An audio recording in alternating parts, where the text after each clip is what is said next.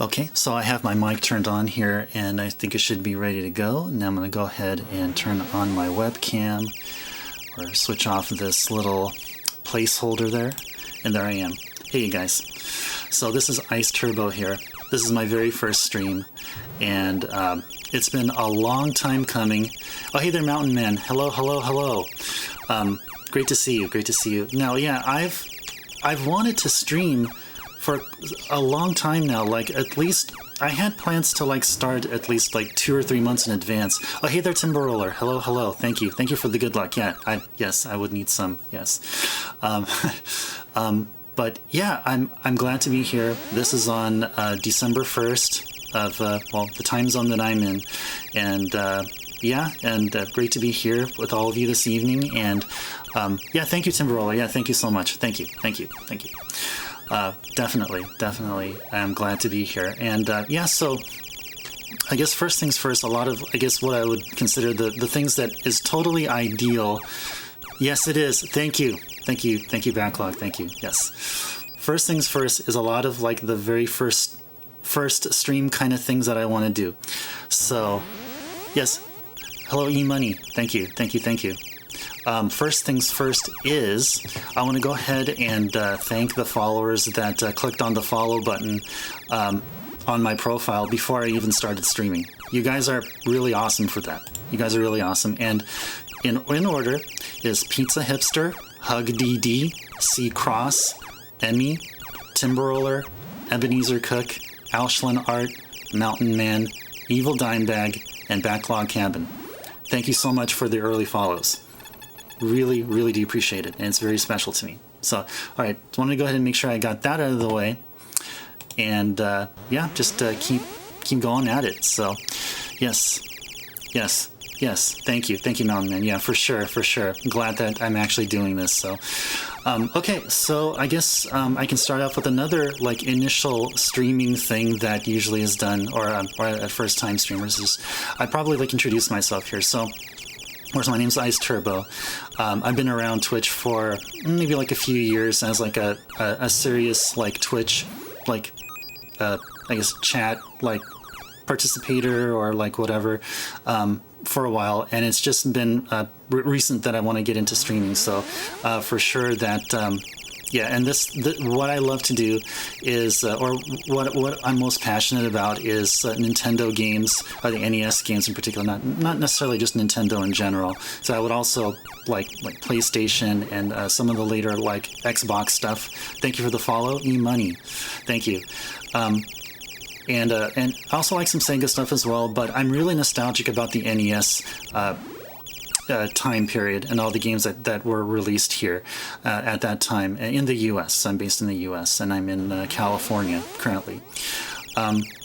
My love for the NES games kind of grew into like after I discovered like the Japanese equivalent for like Famicom stuff and like and even the Famicom Disk System and stuff like that, and a bunch of other consoles and PCs, and I just got hooked. Really got hooked. And also there's a reason why. Of course, we're seeing Life Force here played. It's one of the NES games that I played. NES, or the Life Force was the game that got me, like, from that point up. I wouldn't... Okay, Backlog, yeah, I just saw your question there. So, technically not. I think when I was young, my older brother had an Atari 5200, so that was technically my first console. But I don't remember much about it on... just that there was Pac-Man and maybe another game, and there were times I was actually like chewing the controller and eating it because I was like 2 years old or something. I didn't know what I was doing. So, but I would say like the first console that really got me into thinking, yeah. So afterwards, after I learned that, okay, I have to take care of my teeth and all, and then visits to the dentist or so, I then got into television. And that's a bit later on, and just before I was introduced to the Commodore 64 games. And Commodore 64, from that point on, I believe there was a lot of like Nintendo like advertisements and stuff, or for the NES, and then like I begged my parents to buy me one, and they did, and I guess from Super Mario 1 and then on forward, the rest was history. So unfortunately, My brother sold the Atari 5200. My parents sold the Intellivision, and I unfortunately had to sell. I think I had a Commodore 128D back then that was C64 compatible. So, yeah, so I did that. Grew up on the Nintendo stuff. So, yeah. Oh, that lucky you, Backlog. That's good. I mean, I picked up a few games. Just I saw them for a good price recently at a used game store, and I think it's Night Stalker, and Vectron, and I have yet to test them out. I'm assuming they're going to work, and if not, then hey, I just lost like $10 on Vectron because it can boot up. So, not really a big deal in the long run, but yeah. So going forward, Konami, I believe Life Force, if I remember correctly, what got me into like seeing that instead of a game that you play, that you pick up for a while, you pick up the controller, play for a bit, and then just put it down. I believe it was about the time that I was renting Life Force like crazy from the rental store. Like, this game just really pulled me in. Like, the graphics for the time I thought were really pretty, as nice use of variation of color, and yeah, the 2600. Yeah. I think. I'm sure that my brother probably had some 2600 games. I really doubt it. I just remember seeing like a black cart with primarily silver logo on it, and Atari 5200 written in blue. And I think that's primarily 5200 games, but I know they're 2600 backwards compatible. I believe that's true. Yeah. So my love for Konami I just really really enjoyed playing like the Castlevania at the time. Really was a huge fan of like the shoot 'em ups, Life Force, and then Gradius, and then much more later on I discovered Gradius 2 for the Famicom, and that's like, I was wondering why didn't we ever get that game localized, kind of thing. So yeah, and then just going forward, it's been pretty much like yeah. I've been discovering new NES games much more later on, while in between my kid years and my adult years, through emulation. And yeah, it's like emulation's a big no-no back then. I guess it was quite taboo. But yeah, I discovered a lot of really awesome like games that like I thought, okay, these look like Nintendo games, but why haven't I like rented them yet or before or something? Like what's the deal here? And of course, like as I got older, and I can be able to buy like consoles and stuff. So I actually have an NES, an OG Famicom connected to. Yeah, totally. Yeah, log. That's totally the 100% reason. I mean, nowadays at least. Nowadays, emulation is totally fine for like just a test drive of a game before actually like committing to a purchase somewhere of the physical version. Totally. So like the NES, I have an NES RGB modded. I have an OG Famicom already RGB modded, but I will use for streaming Famicom Disk System games. And number 3, I have an AV Famicom RGB modded as well that I'll use to play Famicom carts. So there you go. That is for now. Going forward, I'll probably be adding some extra systems just as time goes on. But the main point of my stream here, yes, that's coming. That is coming up for sure. Just not like within a few weeks or so, but they're coming. So my original NES hardware is connected to a SCART switch, which has a 2-port output, and then one of the ports is connected to the FrameMeister, and the FrameMeister then feeds to an Elgato, like an internal Elgato video card that goes to my PC, and what you guys see right there. The other side of the SCART switch goes to a Sony BVM. It's a 9-incher in color, and it's right here. It's what I'll be playing. We'll be looking at my gameplay and just making sure that like I have the authentic experience there, and and not staring at my OBS output here, which actually has some delay, and FrameMeister also adds, I think, like one more extra frame of delay or something. So, which doesn't matter. What you guys see, like, you know, you guys are looking at essentially the gameplay I'm doing here on a monitor that you can't see. So, yeah, it is. So that's awesome, Timberroller. Yeah, that's good that you have a 2600. That's good. Keep it. I mean, besides the fact that I've heard that like 2600s have like increased in value over the years, or over like maybe the past like 5 years or so, like there've been such demand for them. But keep it and enjoy it for what it is, for sure. And yeah, Framemeister. So I picked up a Framemeister back in 2018. I think it's like late 2018, early 2019. And at that time, it was like 1.5 times, almost 1.5 to 2 times its base price. And I've been hearing that they were good and they were worth it, even though it's, you know, they were expensive as they were. But I managed to pick one up, and thank goodness I have, because nowadays the price for a Framemeister is like 3 or 4 times its price or something really ridiculous, coming up to like the thousands or something, or thousands of US dollars. So yeah. Oh, hey, thank you, Agent. Yeah, thank you so much. Yeah, appreciate it, and welcome. Yeah, so so I'm really glad that I have this set up, and of course I have to get used to it. I took the time to, you know, download the firmware on a micro SD card for the Framemeister, making sure that it's up to date and everything like that. Yeah. So the one thing I was noticing, a lot of streamers were using RetroTink. It was like a thing. OSSC, I've been hearing about that time that I was deciding, like it was really like there were so many of these YouTube videos of people like saying, okay, Framemeister versus OSSC. Which one would you like? Yeah, please watch my video and don't forget to like and subscribe and all that stuff. But then when you get past that part, then they start talking about like the differences. But the Framemeister really like took like it like from their descriptions of what they were saying, the Framemeister really like would provide everything that I need, because it's pretty much, I'm streaming stuff like this.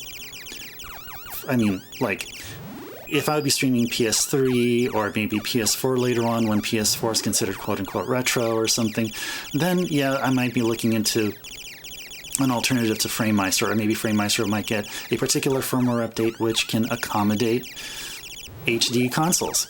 So that's the thing. So yeah, so all right, so before I start gameplay, I am actually going to be playing Bomberman 2. So this is not the game that I'm going to be streaming for the whole night. This is, well, I am going to come back to Life Force later on, like before the stream is over, though, to wrap it up. I'll try to make it happen. But yeah, so yeah, going back to Life Force. So the icon I have for my Twitch, my Twitch avatar, it comes from, I believe this is Vic Viper, or one of the spaceships. So yeah, and yeah. So it's just it's a representation of old school Konami, and it's greatness. So and that's what we're seeing here. My scene design here at the lower left corner with those Gradius Mountain looking thing, and with some touch-ups I done here and there. Yep, that's from this stage right here we're seeing. Yeah, stage 2, but flip 90 degrees. And see what else I can say. Yeah, so the plan now is, so I'm going to switch over to another game called Bomberman 2, and this is a game that that captured my interest as a game that I would want to learn well enough. First, beat the game, beat all 48 stages, and then go for like a PB attempt and essentially maybe look into some like speedrun strats, and just consider that. But first and foremost, the most important thing I need to do is play Bomberman 2 and beat all the stages, all, you know, like without dying a whole lot. So let's go ahead and do that, and we'll come back to Life Force in a little bit. So let me go ahead and start changing the cartridge. So give me just a few moments here.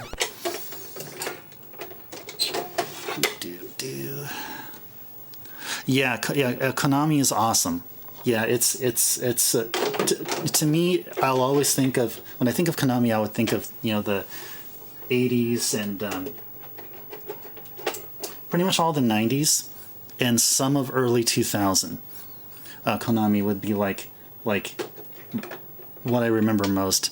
And I'm sure Konami has its great points, that, aside from the pachinko stuff and like how it kind of sends the signal to everyone about how, like they left the industry and, so on and so forth, as far as the home console market. But yeah, I believe that like what Konami is doing is smart on their end. As a business, I totally respect them. I actually really do. I really respect Konami as a business. But as far as for nostalgia, I mean, nostalgia is in a whole different category, which I don't like, which I don't really count as what they're doing now. Yeah, totally. Oh I've been seeing some as well. Yeah, I've heard that some in Vegas, Las Vegas, there's a lot of like pachinko. I mean not pachinko, but like arcade places which have like pachinko like stuff, and people actually like it, and that's great. That's great. I actually am curious about pachinko places myself, and the Konami games now, but. Yeah, I want to pick up the latest Getsu Fuma Den game that they released. That's in my radar, so yeah, at some point in time I will, for sure. But yeah, I've heard. Yeah, I think you probably mentioned, Log, that you were looking into buying it, or like I think I talked with you about it. So. Yeah, that's cool. Oh, I love that. Yeah, Muramasa. Nice. I think you sold it to me now. You sold it. You don't need to see anymore. No need to see anymore. Yeah, as an MSX owner, yeah. So basically from regarding the MSX mention there, so so basically it's because of Life Force, because of Gradius, because of Castlevania, because of Contra, and because of Jackal to some degree during the NES times, that really got me interested in the Konami library, and geez, did they make a great job for the MSX market. I mean, wow, it's really amazing.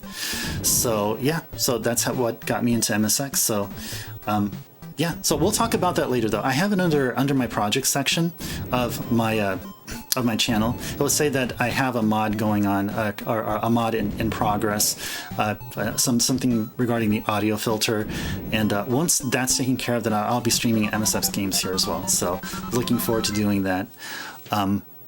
Yeah. So yeah, this game. So there's two Bomberman games for the NES.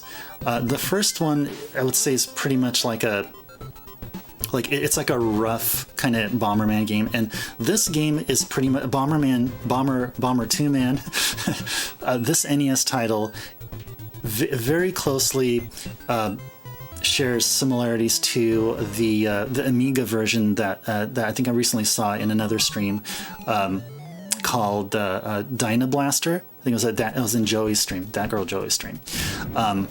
And which really the actual, like, I would say the base game that this is based off of in Dynablaster is the TurboGrafx-16 game, Bomberman. So because it's Hudson, and Hudson owns, I guess, had to deal with NEC, and Hudson kind of was the first party developer for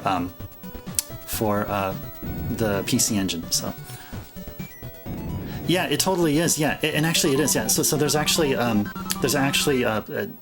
information that states that Dynablaster is actually a rewording of Bomberman. So yeah, I mean it's out there. So I believe it, but I could be wrong. Or it's a port. Okay. Oh, I see. Okay, so it probably was like a different developer, or maybe it wasn't exactly an in-house Hudson team or something like that. Possibly. I get it. Okay. Well, okay. So without any further ado, let me go ahead and get started on Bomberman.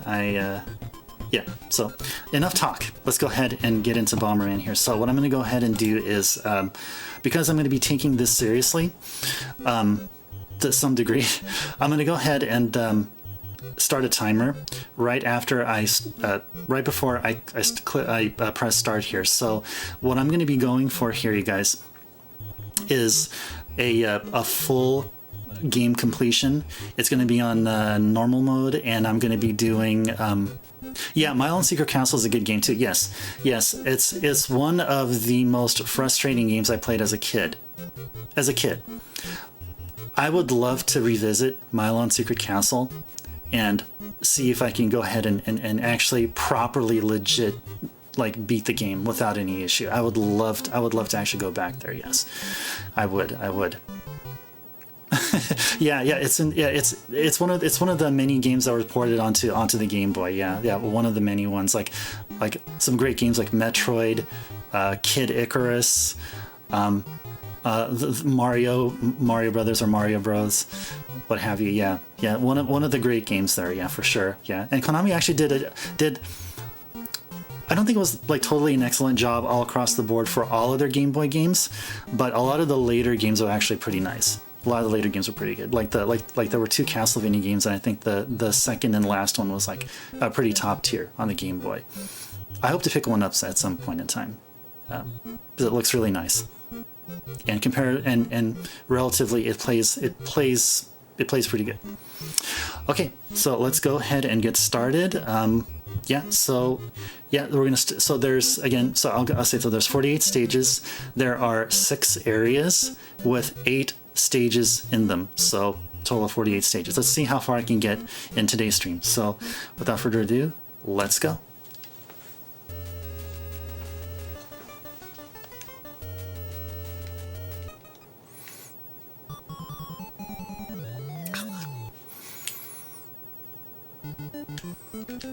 Okay. So let's see what we're going to get first. Are we going to find a door, or are we going to find a power? Oh, okay. Well, I know where I'm not going to put a bomb on nowhere near soon.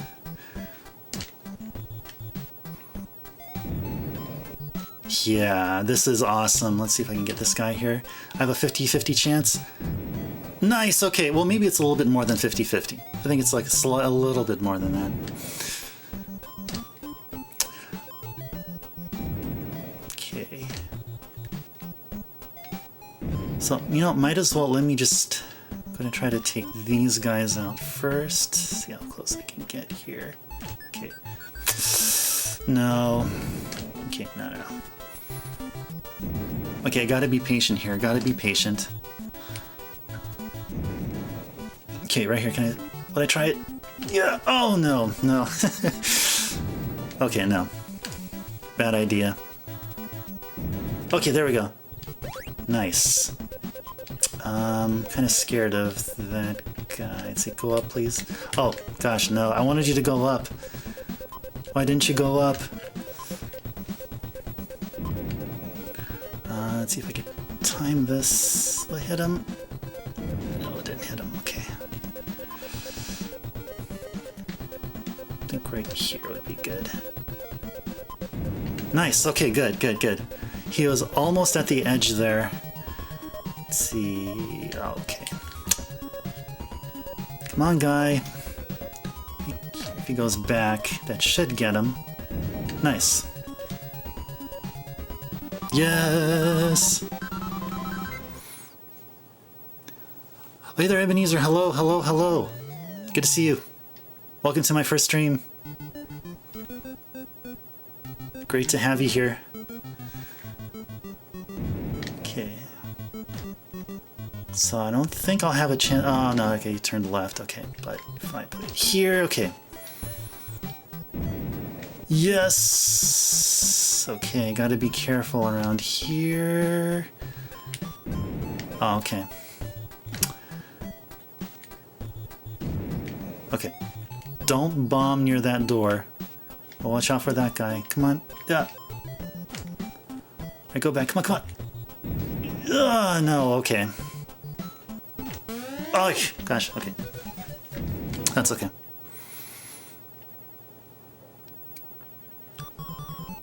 Let's see. Yeah, yep, good to see you too. Good to see you too, man. Glad to see you here. Okay. Okay, let's see. Let's do this here. Okay, so I actually kept my power up there. Which is good. That get him? Oh no, he turned right. Okay. Let's see. Cool. Cool, cool, cool. Oh, what happens if I bomb the door? Okay, so if you bomb the door, what happens is that I think three or some amount of enemies actually start spawning from the door. Yeah. That's what happens.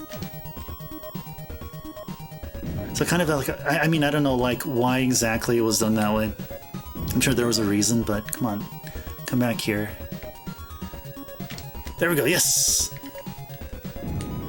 Now the quest to find the door.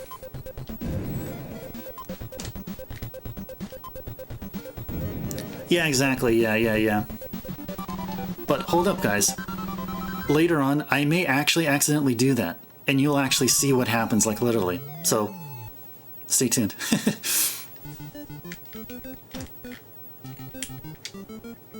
Cool, I got those two.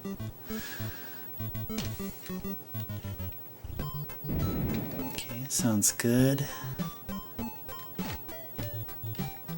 Don't think I'll get that guy now. But let's see, I can... Oh, okay, turn left. Yeah. Is it... Oh, didn't get him. Okay, that's fine. Alright. Gotta continue doing what I'm doing here. Okay, so avoid that. I get a chance to get that guy. See if I go... Ah! Gosh. Scared me there.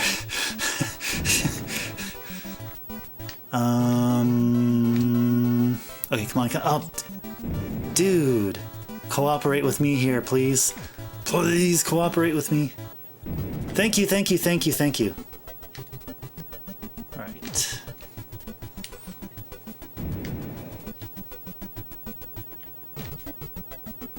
Yeah, so that rule about that bombs, it just carries through every Bomberman game, as far as I know. So, yeah. Do they behave? They as in, are you talking about the enemies, or are you talking about like the bomb?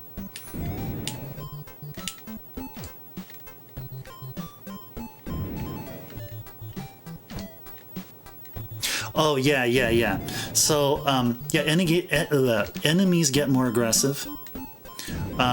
Either the next stage or the stage after this one, we will see ghosts, and they're scary. Not really. No, they look really silly. Will make you laugh, but their movements are like, oh gosh, where's it gonna appear? Where's it gonna appear? And I haven't gotten too far yet to see these another set of enemies where when you blow them up, they actually oh, there's the ghost. When you when the bombs hit them, they they explode too. Oh boy. Oh gosh. Okay. Get you. Oh no! Why did you? Yes, thank you for turning. Thank you for turning back left. I would greatly appreciate that.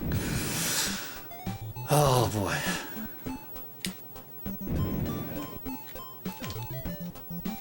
Yeah, I've heard of that too. Yeah. Like, yeah, regarding Pac-Man Ghosts, like that's amazing that like with only that much memory. I mean, back then, whatever, like I don't know, it was considered limitations or so, but with what the programmer or the programmers there had to work with, I'm amazed that they actually had some kind of AI for those ghosts.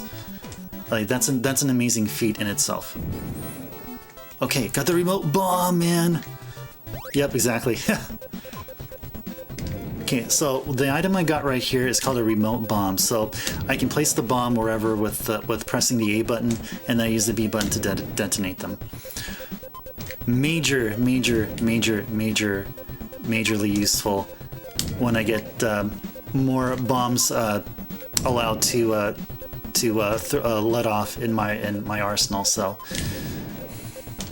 Yeah, so far I only got one, I think. If I try to land another... Yeah, no, I can't. Okay. Anyway, stop playing around. I was having so much fun with the remote bombs, guys, there. Yeah. My bad. Oh, where are you guys? Where are you going? Go here and bam. Alright.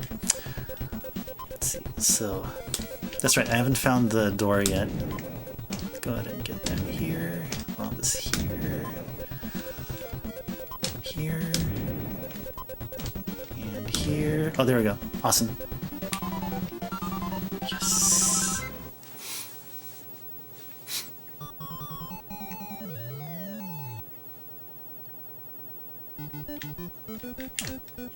Alright, come back up. Nice. Whew. Okay. That was a little bit unpredictable. Alright, come back, come back, come back. Thank you. Man, this detonation, this remote control detonation thing is so awesome.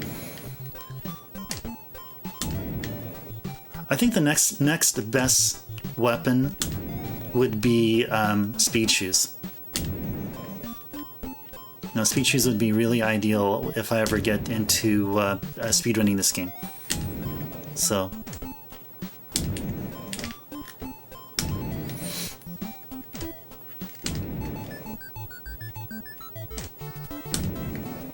Okay, where's it go? Okay. Nice, okay. I was a little bit worried that I didn't have enough time to dodge that ghost, but yeah. This guy's down here. Need to find the special weapon. I just have to, regardless of what it is. Do I already have games? No, not at all. Not at all. My interest was from basically like, oh, well, I guess another thing I could have mentioned is that like the vast majority of my Twitch interactions and contributions were within the speedrun community, first and foremost. So I have a lot of respect and admiration for some of the speedrunners that I mean some as in those that I've had a chance to go to their channels or interact with them. And yeah, it's just, the community is just awesome. And because of that, like, I found a love for the speedrunning aspect of things. And we got 2 bombs.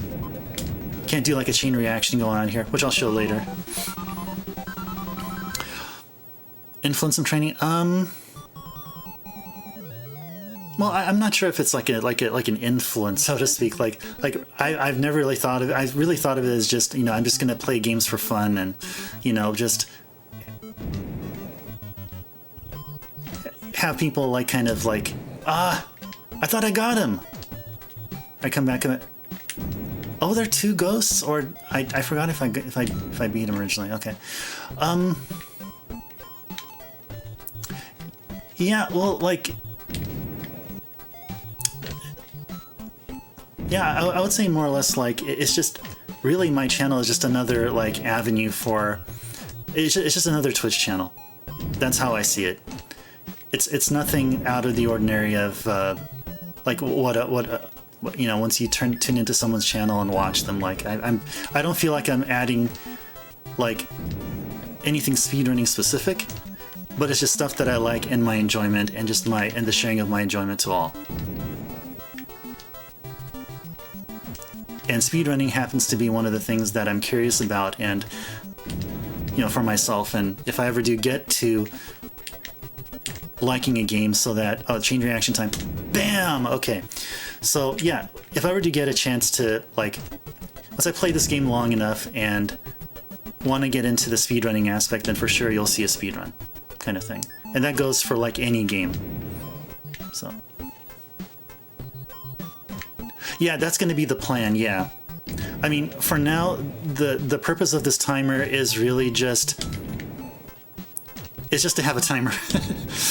That's really is. I mean, there's really... I'm not recording any personal best from here. But this is going to be in... This is going to be in the... This pretty much is going to be saying that there's a mindset of getting into the speedrun aspect and making sure that I run the game fast. So it puts me in a certain mode, so to speak. Oh, see, guys, that's what happens if you bomb a door. There you go, guys. Now you saw what happens when you bomb a door. Any other questions?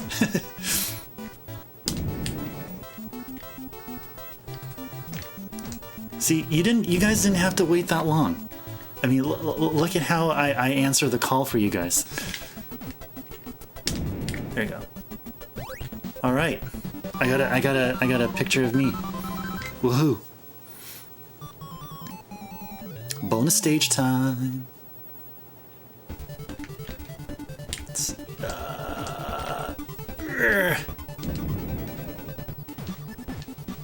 Lag City. Okay, be safe, be safe, be safe. Get this guy, Yura, in here.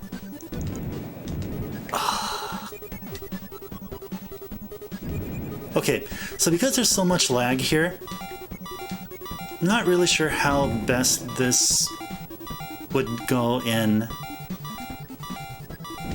the efforts for minimizing lag.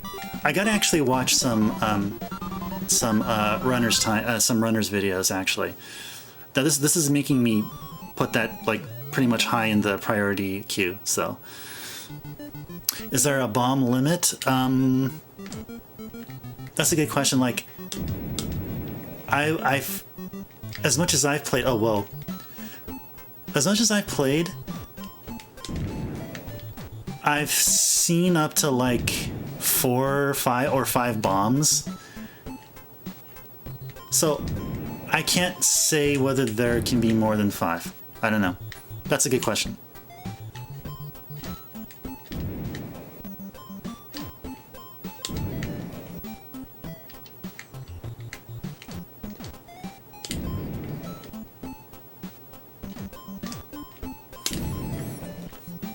Okay, so this guy should be able to reach him, okay.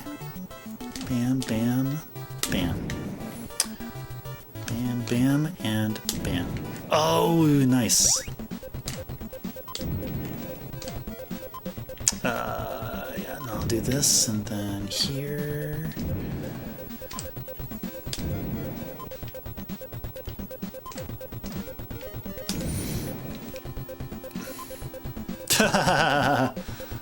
It's quite a high priority, yeah.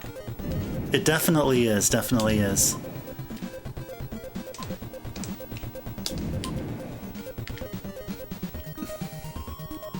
%, yes. Let's see, get this guy here, and here. Okay. We haven't found the door yet, right? Let's check, okay, cool. Yeah, because if I was actually seriously doing PB attempts, I wouldn't be like walking back and forth and pausing here and there and misplacing bombs like I just did there. So yeah, yeah. Oh man, so down to the last 3 walls and no wall. Okay, there you go. It was on the third to the last wall. Okay.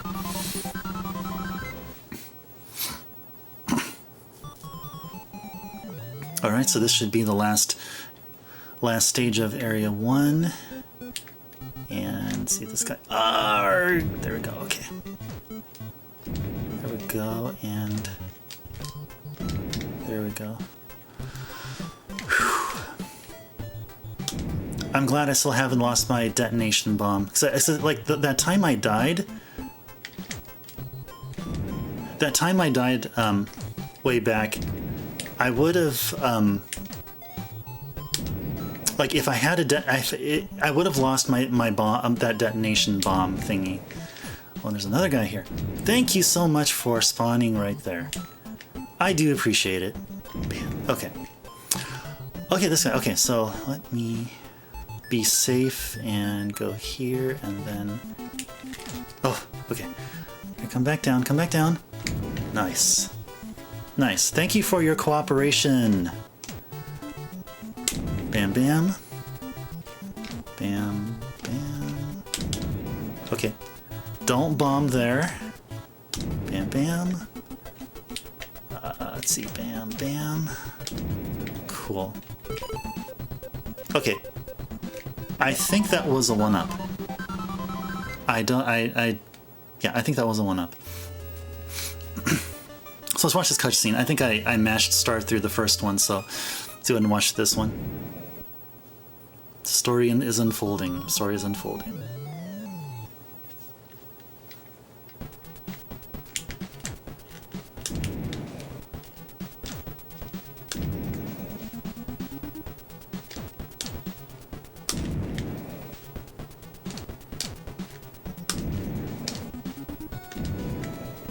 Nice. Awesome weapon, or power up. Very, very awesome. So I'm going to do this one. And then this one. And bam, here we go.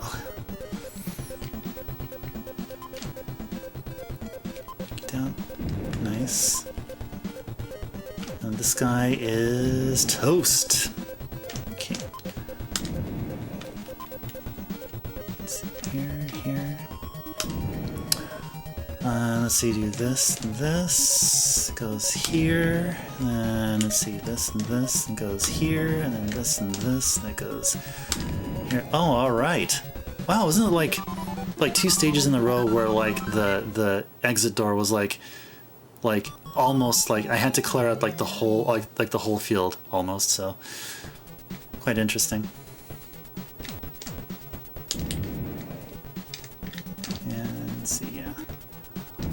Oh, you know what I got? You know what I think I got? I think I got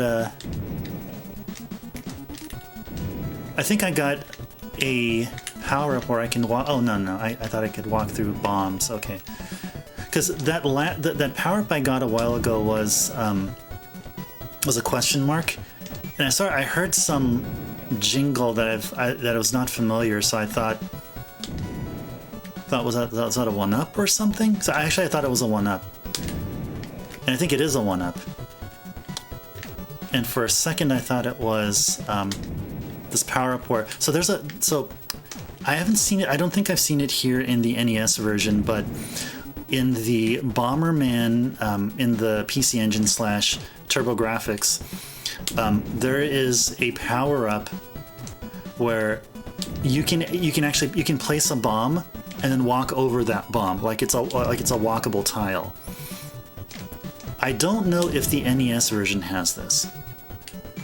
And by the same token, there's also there's another power-up, a very similar, in the PC Engine TurboGrafx version, where you can actually walk through the bombable walls. That for sure, I think, is not here. Oh, and I forgot to get the power for the stage. I think so. Oh well, that's okay. It would have been nice to get like a third bomb or something.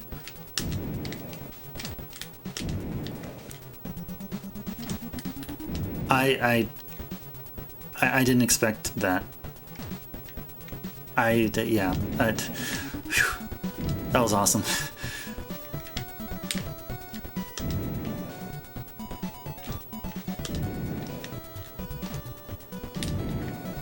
Let's see, here and here and here. Okay, cool. Do this here. Got that there. Bomb this place. Okay, so avoid that. Okay. Bam, bam, and bam. Bam, bam. Okay. Cool. I'm granted invincibility to my bombs, but not to enemies, I think. Correct me if I'm wrong, but I think that's the case. Well, do I have a favorite Bomberman game? Well, from what I've played so far, so this, I would say this is my favorite NES Bomberman game between the first, between Bomberman 1 and this one, which is Bomberman 2. But I would say overall, from the games I've played, I would say the PC Engine version of the second Bomberman that was there was called Bomberman 93. Whoops. I was talking and I wasn't even paying attention. So Bomberman 93 is a good one because it's basically like this game, but it has some really awesome like refinements. It's like the game that like should have been this game and should have been like it makes the first TurboGrafx Bomberman like seem like a prototype. So it's just that good.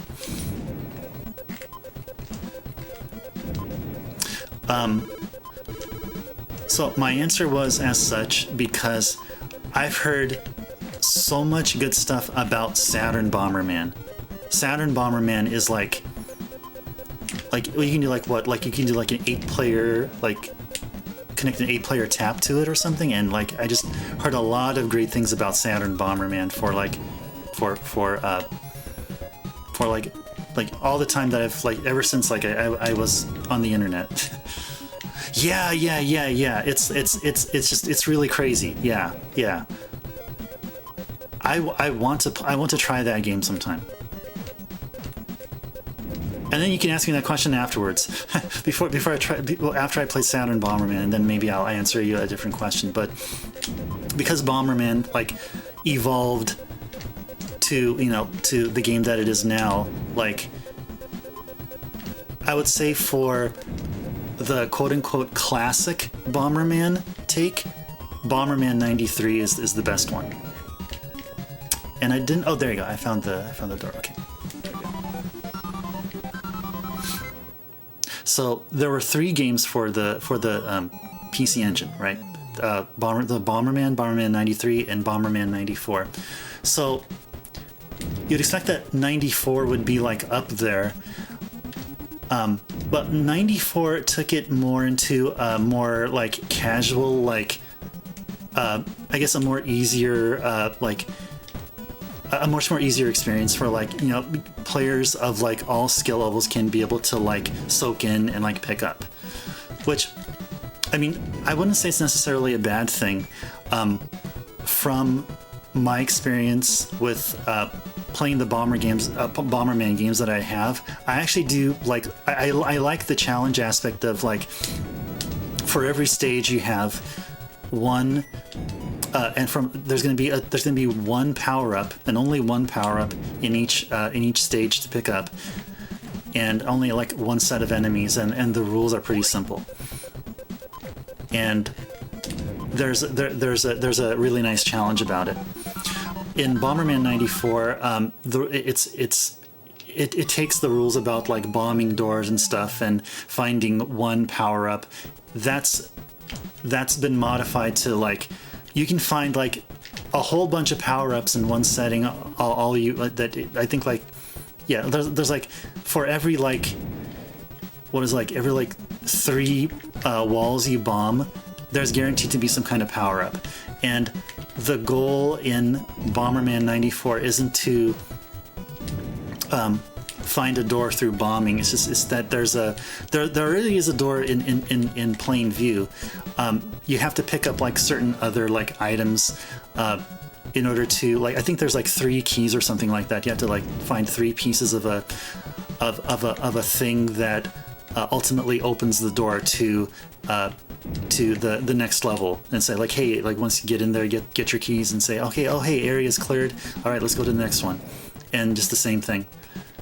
But there's some cool stuff there, like you can ride a roller coaster, and you can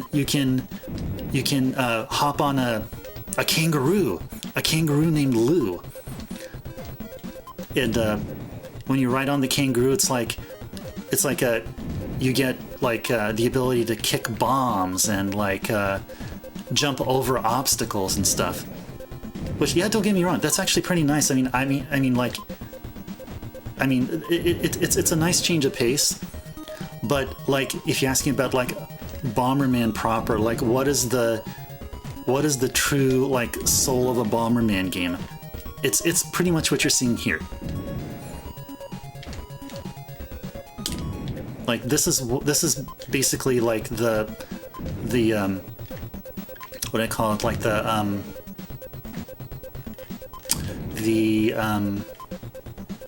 prototype for all other Bomberman games that are out there now. Like, yeah, you wouldn't have any like recent versions of Bomberman without this game. So, yeah, kangaroo named Lou. Yeah, Lou. Yeah. Let's see. So I'll take it easy here.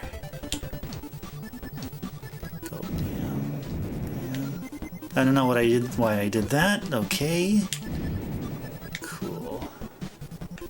Yeah, I'm not sure if there's any other kangaroos. I know that I think like maybe the first one you meet, or I think kangaroos have different names, but I know there's one kangaroo you'll find named Blue. Okay. Alright, so down to just a few seconds, so I won't bother. Alright, so we got through here. Alright, progress, and how are we doing? Okay, cool. It's about half an hour in. And already it's Area 27.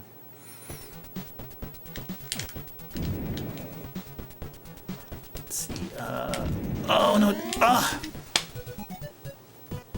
I was trying to be quick about that bat thingy that was flying. Okay, so I lost my detonation bomb, which is okay, I guess. Oh.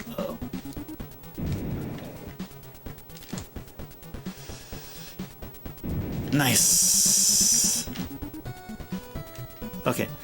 Well, guys, now things are getting just a tad bit more on the difficulty side here because of the loss of the remote detonation bomb thing. So, all right, there you go. You guys want to see a challenge? Well, there you go. You're gonna see it. So let's see if I get this guy. There we go. Okay. So all is not completely lost. So. Upon game over, not every power-up collected... Gumby came out. So not every power-up is gone. So as you can see, like that flame power-up that I got, I still have all... It's because they help extend the range of the blast, so I still have that, thank goodness. I did lose the power-up shoes as well. Yeah, actually, so it's detonation... remote detonation power-up shoes. So, eventually, I'll find them again. Eventually, they're going to be up behind one of these walls. So that's going to be like the thing. Try to survive difficult enemy situations, and at the same time, try to re-grab all my lost power-ups. So that'll be the thing now.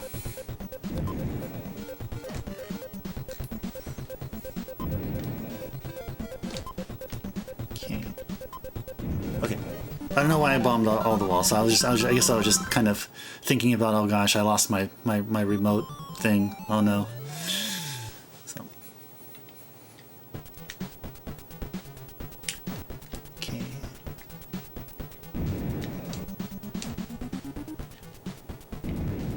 Awesome. Love that. Okay. Hopefully there's no ghost anywhere. Hope that ghost comes back here. Oh, that was close. Hope that ghost comes back like after I pick up a detonation power up. If you can be so kind, ghost.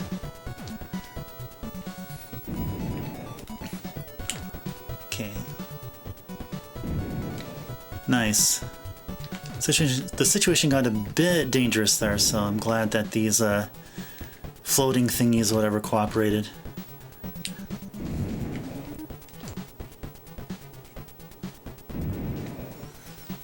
Okay. Let's see what's here. Okay. Let's see. Bam, bam. Okay. Bam, bam. And let's see. I can do bam, bam here. Cool. Okay. Do not bomb next to that wall or that door, please. I should have enough. Yes, okay, cool. I had flashbacks of like the first few areas. Oh, nice. Okay, cool. Oh, this will help out a bit. Check this out, guys. Boom, boom, boom. And look what will happen. Bam! Oh, that's so cool. Dude, that's why I love Bomberman. I just love these kind of things you can do. And I can do Bam, bam, bam. Get out of the way. Cool. And let's see, this one's gonna be bam, bam. And let's see, these two here. And did I reveal the door? Yes, I did. Yes, okay.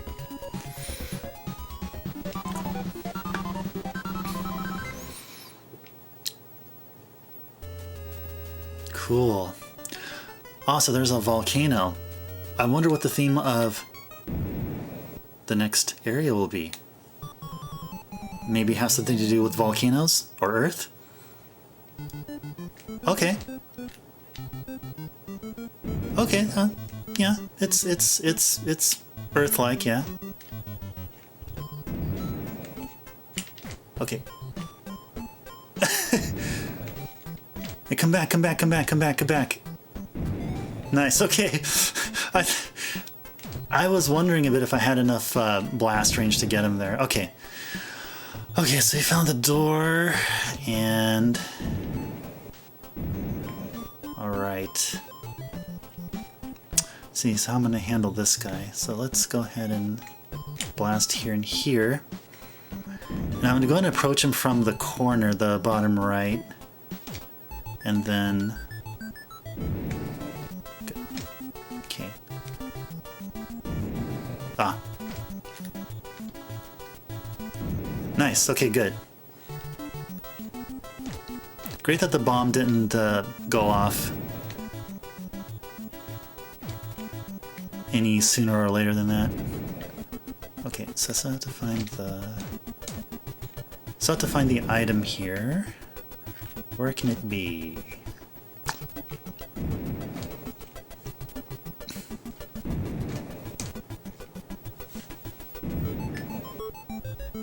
Okay, don't bomb next to the door. I have tremendously enormous blast range. Oh, good! Alright guys, I got the remote detonation bomb back. Awesome. I feel good. Whew, good. Awesome stuff, awesome stuff. This guy here. This guy here. Oh, this guy here.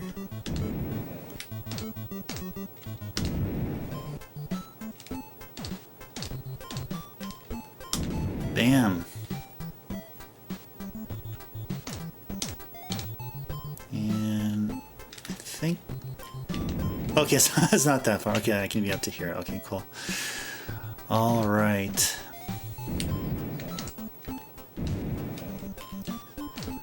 And get this guy here. Cool. Man. Detonation switch, I missed you so much. Oh, okay.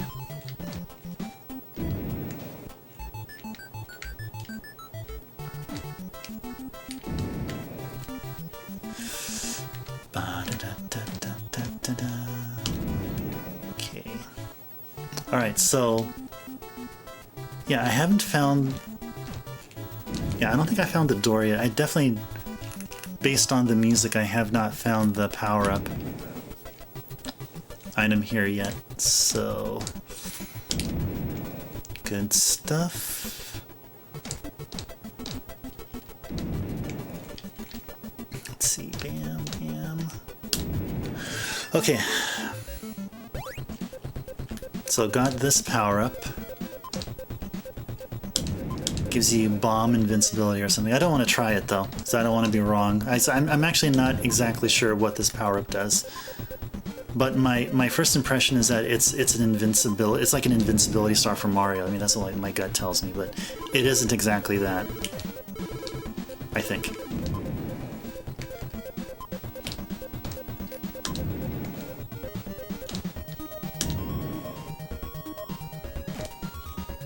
So just quickly go back here. Did I find the wall? No, I did not find the entrance. Okay.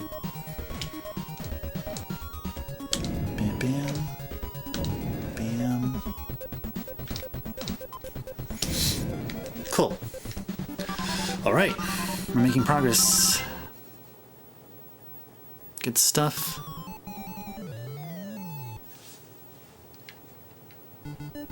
So, So I'm assuming you guys like that sound levels and everything else is okay the way I have it set.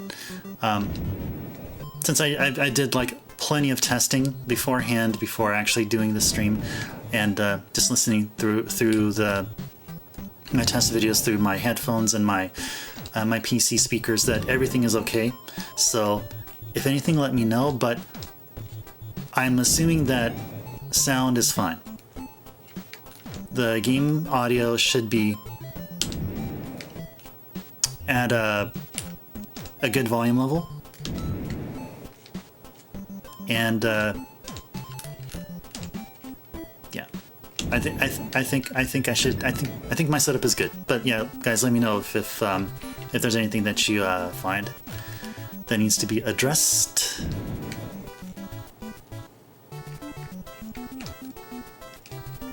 There we go. Okay.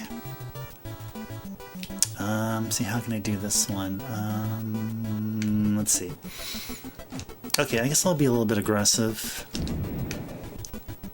And what a bomb right here. Okay. Whew. Okay. Alright, so these guys can't walk through walls, which is good, or pass through them.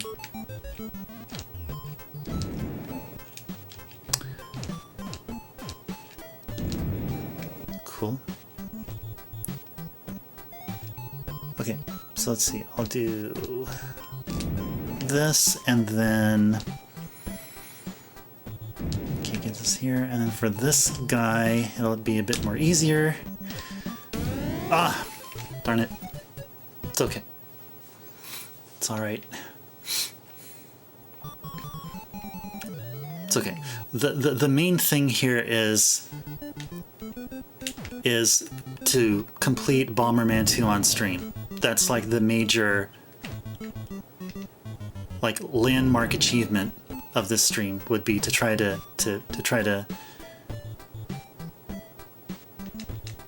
What? Why didn't that bomb go off?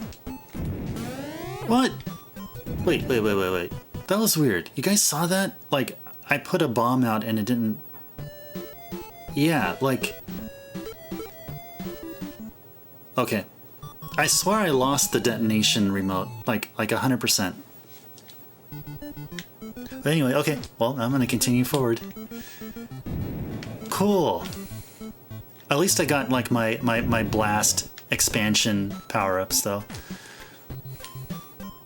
So now we're back to looking for that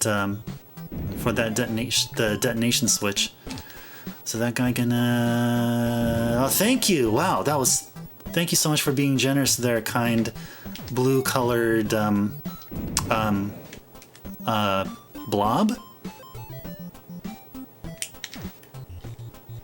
No, I think that was... Okay. What is he gonna do? Okay. Cool, okay.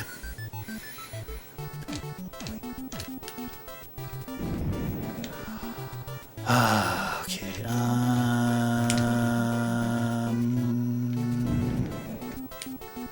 let's see. Oh, is this what I think it is? Yes, okay, cool. It's here too. Alright, awesome. I never ran into this power-up in this game before, because I've never went past... I think the last time I played this game and played it, like, as far as I could, was actually up to, like, 3-2 or 3-3 or something like that, so yeah. So now we know that walk-through wall power-up, like, comes in quite later in the game. Now I gotta get used to this. It's like do. I can walk through you. Okay, I'll stop. All right. All right. Awesome. Oh, it just opens up way too many possibilities. Wow. Hey, look at me. Look at what I did. Ha ha ha. This is so cool. Let's see what we're gonna do with this guy. So do this here. And then here, and here, go up. Ugh.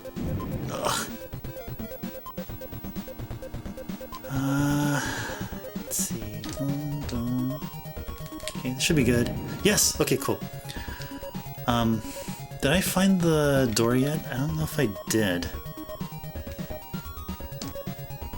Something tells me, okay, no, I haven't found the door yet. Okay, cool. All right, so it's door hunting time. Door hunting time. Yeah, that was... I was like... That kind of moment, yeah. I was like, what I saw made absolutely no sense. Okay. Alright, search for the door still continues. Avoid the blast, thank goodness. Okay, so this. Cool.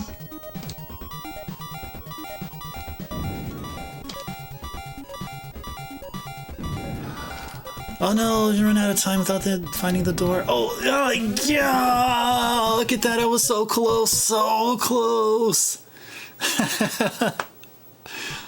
Oh, this is too good. This is just too good. Okay, do I... Oh, I lost it, okay. Okay, be nice, please. Arg, be nice. Mr. Slimy, or thingy. Go, explode! Oh, gosh. Okay, just had one more life there. Excuse me.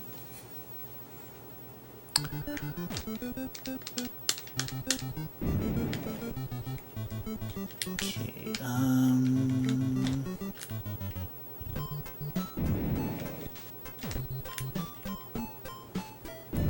Nice! Nice! It reached through those walls I blew up. Awesome, awesome, awesome. Okay, good. Whew. And none of those nasty ghosts are here either, so okay. I think I'm good for this stage. Okay, so okay, no. I was trying to do something that was a little bit risky and I miscalculated, which is okay. Okay, let's continue. Alright, we're in 3-3, okay.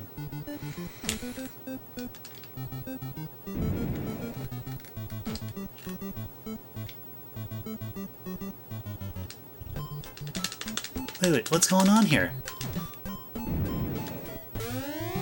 Yeah, that was weird. Like, I placed the bomb, its animation sequence that it goes through stopped. It happened again. I don't... Do I have a buggy cart?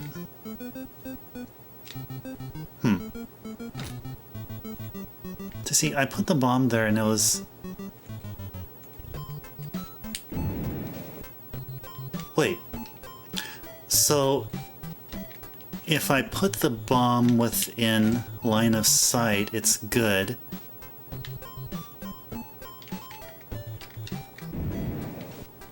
Wait, did I pick up a power-up where it added a bomb delay?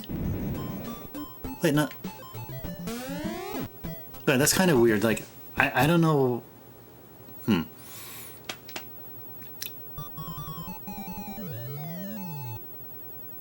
Well, I guess I could continue playing. It's like, let's see. If I can't make progress, then I'll probably go ahead and just restart.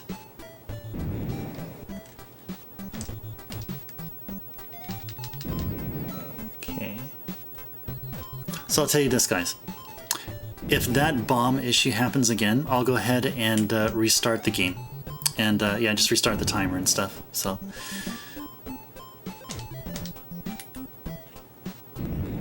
Huh.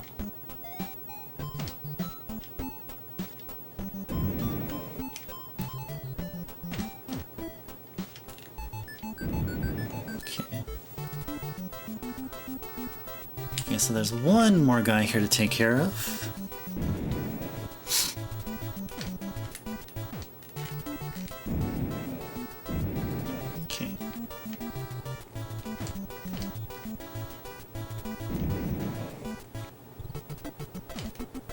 So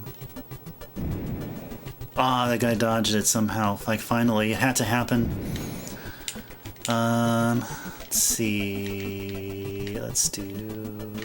Bam, bam, bam. There you go. Alright. That was pretty much close to a guaranteed hit as I can get on that guy. And let's see. Bam, bam, bam. Bam, and... Okay. Let's see. Bam, and bam. Cool. Bam, and... Bam, bam. I wanted to do a third bam here, but I don't know why I slowed. There we go. Bam, bam, and bam. There we go.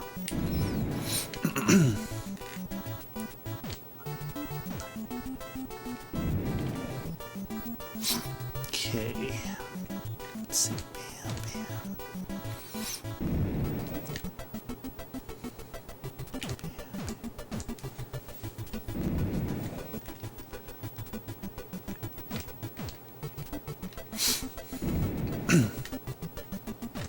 Bam, bam. Oh, is there one enemy there? Oh, yeah, there is one. Okay. So it's...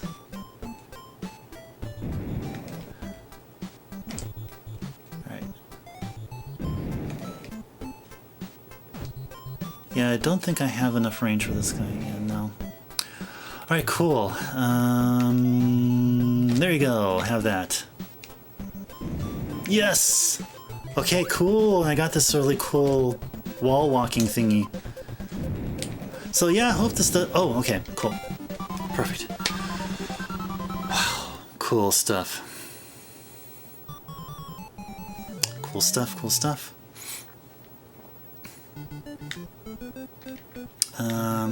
Yeah, this guy here. Okay.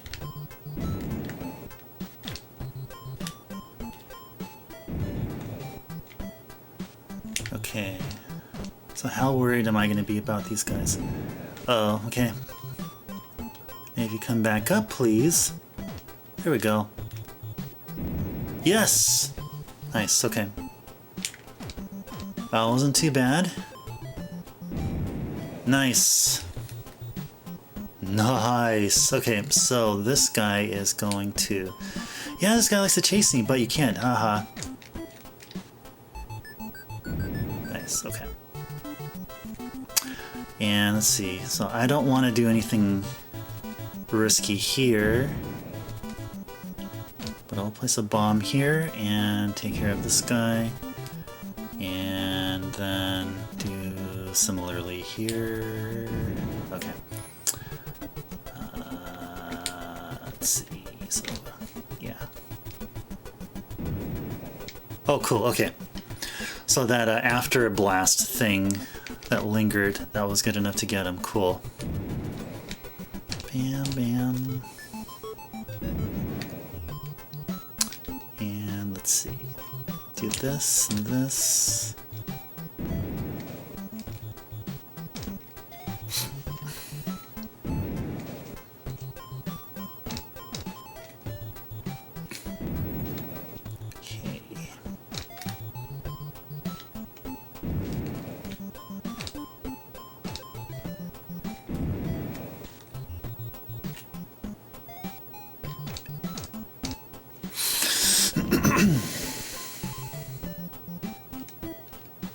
Bam, bam.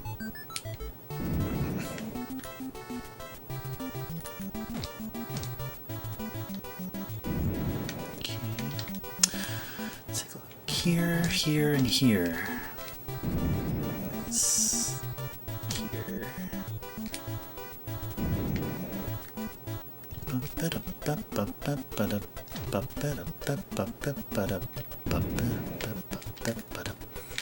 Uh-oh.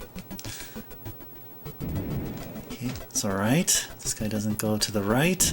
Thank you! Thank you, thank you, thank you. Thank you for allowing that explosion to hit you there. see. So this one, I can do this and this. This and this here. Yeah, I keep forgetting I have that walk through wall power-up. Okay, so don't bomb next to that door. Okay. Okay, there's no power-up. Sorry, guys. Yeah. So the power-up's lost forever in this stage of 3-4, so...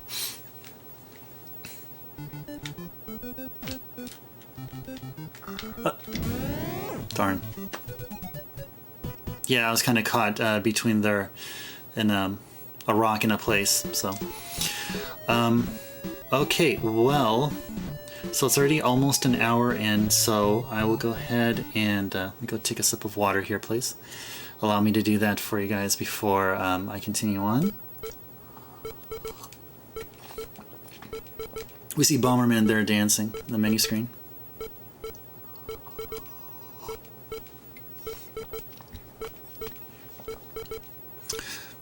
All right, so let's go ahead and do this. I actually want to go ahead and I'll go ahead and restart and stop the timer here, and we'll go ahead and start from the top.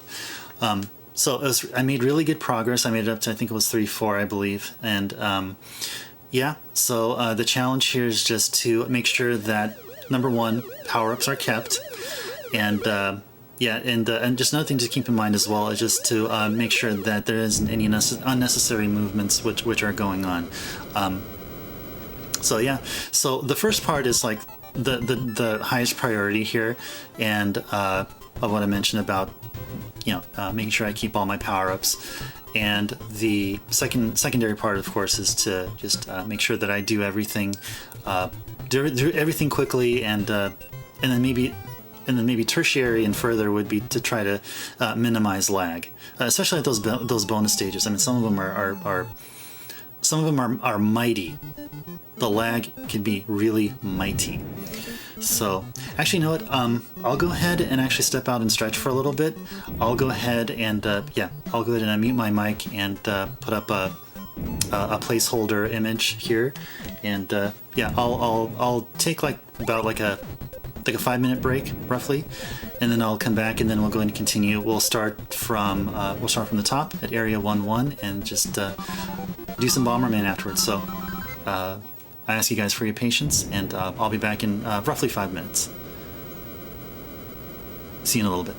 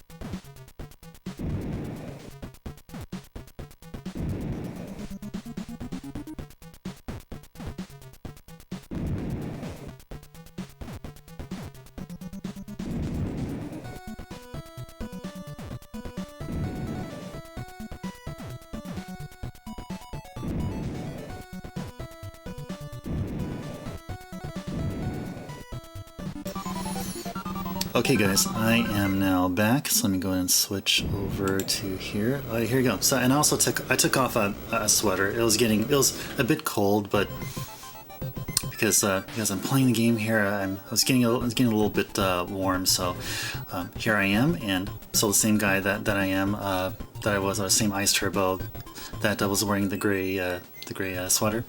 So okay, so let's go ahead and start all over from scratch with normal mode. So, okay, so yeah, so one of the so Bomberman II, and I'm going by memory, and this is pretty accurate. I confirmed it too.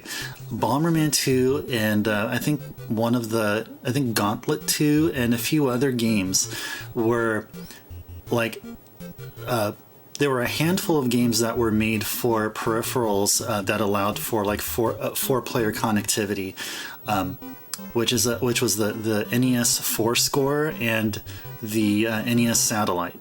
So these handful of games, which Bomberman 2 was a part of, it was expected to have features like say like you can play from 1, 2, 3, or 4 players. So that was totally possible. And these adapters, it's like it takes both of the ports of the NES and then converts it into like 4. So the way like it electrically does, so like splits signals or something, that's kind of way beyond the scope. But anyway, back to the topic. So Bomberman 2 is actually supposed to have a 4-player mode, but somehow they were only able to get 3 players to work at the same time. So just FYI, if you guys happen to have this game and you want to play a 3-player mode, it is totally possible. You just need to have either a 4-score or an NES Satellite. So just to let you guys know. So normal mode, of course, is in other words 1-player mode. Versus mode is 2-player mode. Battle mode could have been 4-player mode, but somehow they couldn't get a 4th player in there somehow, so it's really just 3 players. So yeah, just some good information there that I thought I'd share with you guys about this game. And that's besides the fact that this game is awesome. So, all right, so let's go ahead and get started, and go click or press start, and then we're gonna start the timer, and we'll go now. So let's go watch this cutscene. Like, poor Bomberman, he was framed. I mean, he didn't deserve it. So what are we going to do? We're going to play some Bomberman 2. Okay.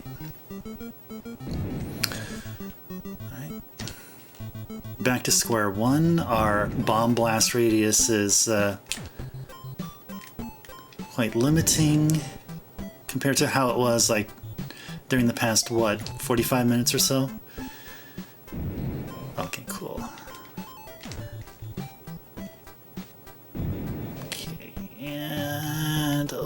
enough want to do it, let's do it here. Okay, so the objective of defeating the enemies has been fulfilled. No, we're just going to be looking for items and bombs. Okay, or items and doors, I mean. So we found the door, so let's get an item. See if we can find one here.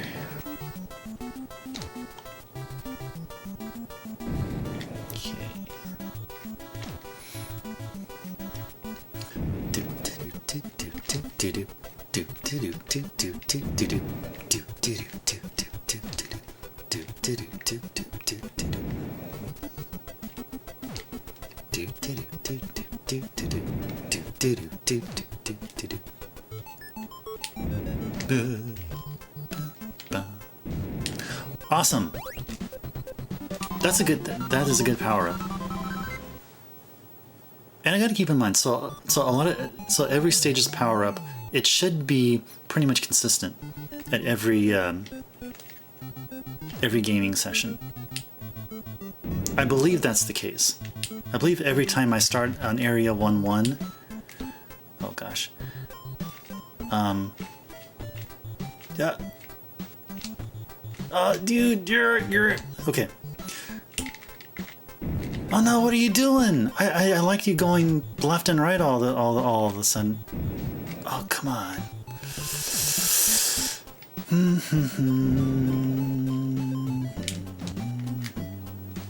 Okay. Oh, nice, okay. Let's see. Okay. Bam. Got him cornered. Nowhere to go. Okay. Let's see. Okay, nah, that's not... Is it? Oh my gosh, nice. Okay. I really didn't know what was going to happen there. Really didn't know. Nice, okay, good. I feel like I went through the first two areas, or first two stages actually, more quicker than before, so I like that. Liking what's going on so far. I don't like this one though. Okay, like who knows what he would have done. Cool. Okay, at least I'll get one of them. Yeah, this one's a little bit...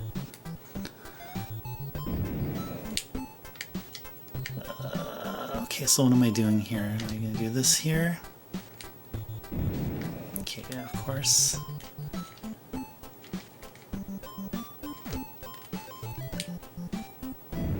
Okay, cool. Nice, nice, nice, nice, nice.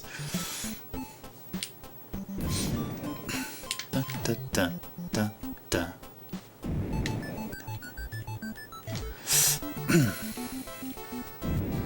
Da, da, da, da, da. What? Oh! Gosh, okay. I thought he was gonna go back down, like yeah.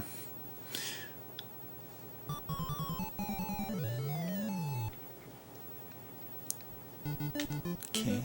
No worries, no worries. I really didn't lose anything though. I still have my my power up from 1-1, and this guy is still here. Come on, guy, come on, go up. Yes, yes. Oh, good. Okay. Okay, so then the other, that fast-moving guy there at the lower right. Let's see, how am I going to attack this guy? All right. So just to be safe, I'll get this wall all bombed, and then there you go. Okay. Nice. Okay. Good. Good. Good. And this guy, let's see, I'll go ahead and put this here. Okay. Okay, don't bomb the door. Don't bomb the door. Okay. Bam. Okay, I don't have two bombs. Okay. So that would have been cool. Ba da da da da da da da da da da da da. Awesome. Alright. We out of here. At least for this stage, that is. Ooh, ooh. Let's see. So this guy is Ghost Guy. Where are you gonna be? Where are you gonna go? Nice! Oh boy. Oh boy, oh boy, oh boy. I felt that I felt like that there was no guarantee I would have got that ghost there. Who knows where he would have went. Okay, bomb here. Don't turn, yeah. Okay. So we'll worry about that whoopee cushion or the balloon guy later. Oh, yes! Nice.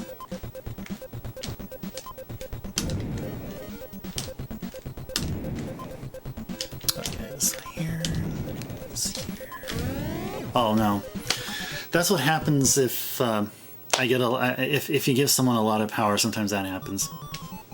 Absolute power corrupts absolutely or something, is that what they say?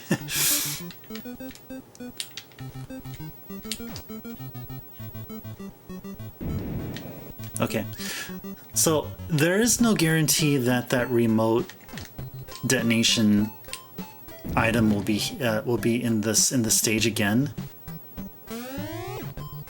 But yeah, so if they're not, I'm sure it'll appear at some point in time later. Let me go ahead and stop and restart. Okay, yeah, we'll go ahead and start over, just from the top.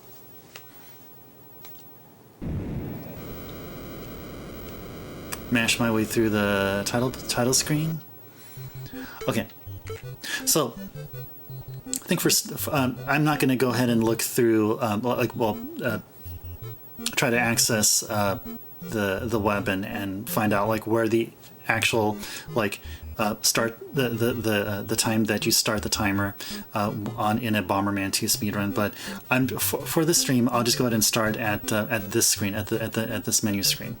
So I think that like logically makes sense, but I'll know for sure if there's one that was already like accepted within the Bomberman 2 running community. So, all right. So with that said, let's go.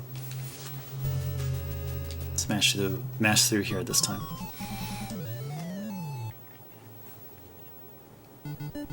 Okay.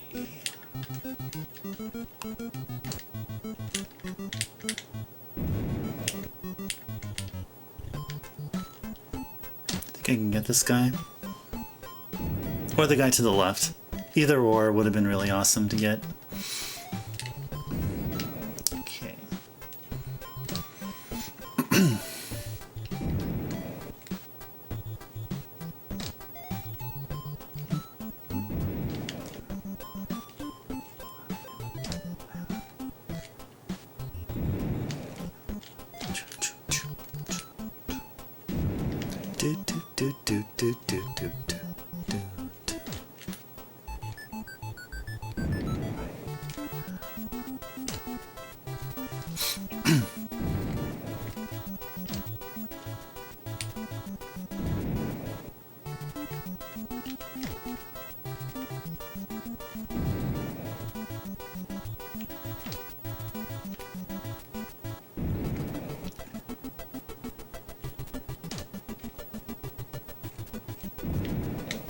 Cool.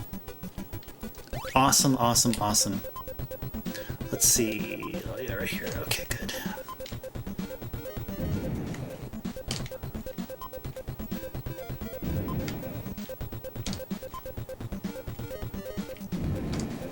Oh, cool. Awesome, awesome, awesome.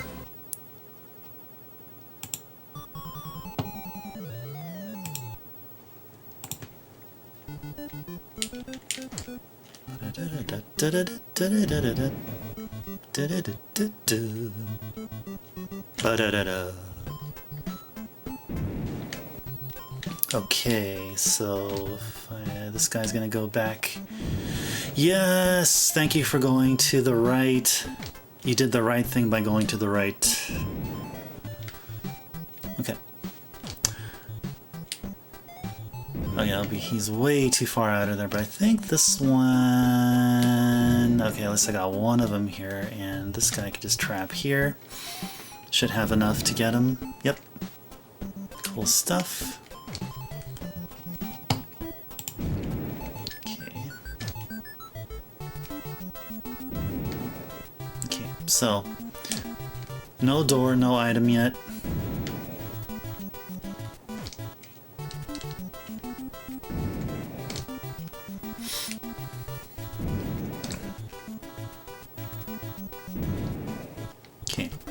So I did find a door.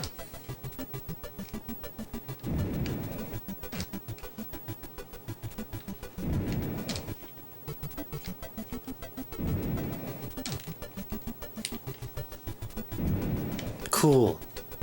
Nice, okay. Alright, good stuff.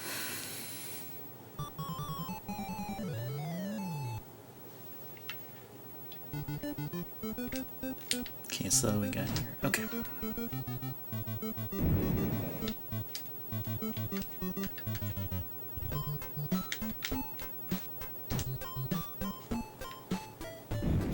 Oh no. Okay. But I really want to take care of this blue guy here. Go up there, come on. Okay, no.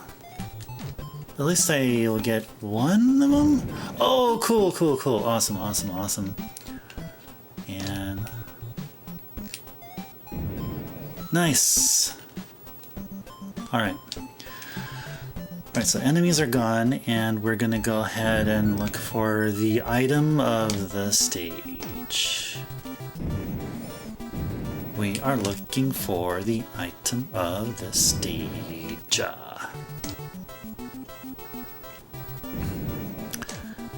Okay, oh. Yeah, I had to stop and think a bit, like, yeah, the bomb blast isn't gonna reach the door, and it did not. Okay. Cool stuff.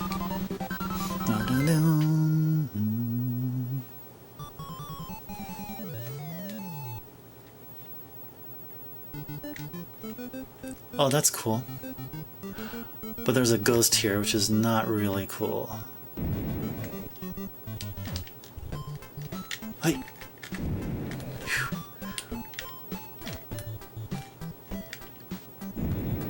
Nice, nice, nice, nice, nice. I'm glad the bomb didn't detonate, like, a few moments later. Who knows where that ghost went. Okay.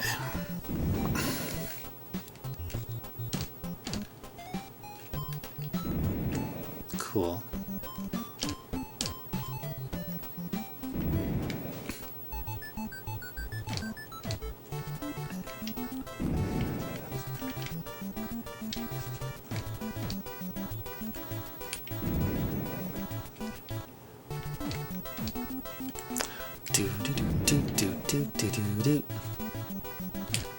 Okay, so item's not found yet.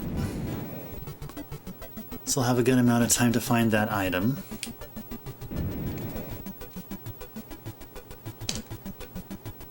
Oh yeah. Do this and... Alright, don't tell me. Is it going to be the very last wall? Yeah, it's going to be here. What is it? Worth. So worth! That is so worth! That's so worth. That's okay. That's all good.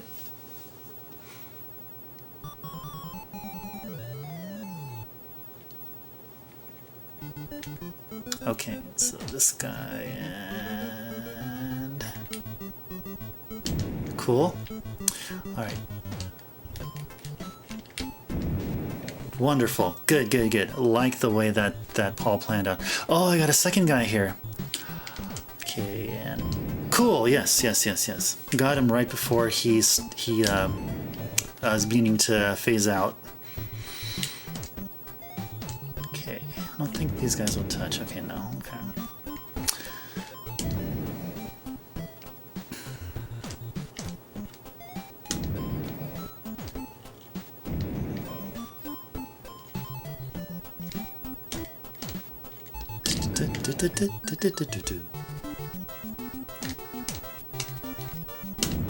just had to check. I only have 2 bombs.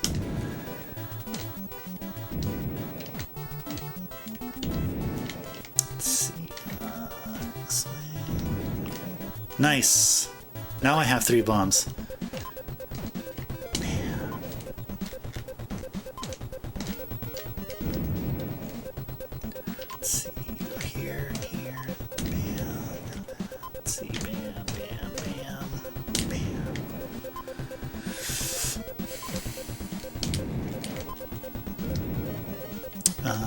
Let's see, so this one. Okay, cool. Alright. Can I be able to keep that remote detonation power up until like Area 3? How about this? How about I just try not to jinx myself?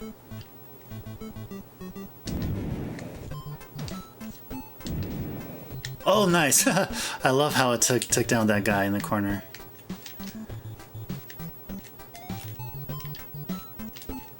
What? Okay, no, I'm not gonna worry about that. Let me just take care of some of the easy stuff here. Oh, this guy went up. Okay. Excuse me.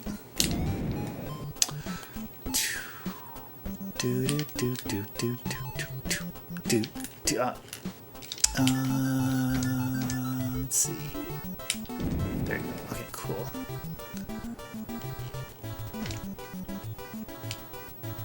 Yeah, okay.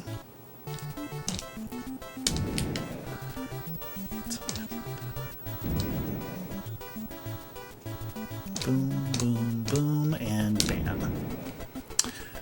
How am I gonna do this one? So boom and boom and bam. This guy's here, and these 2 there, and boom and boom, and this. Cool. Nice.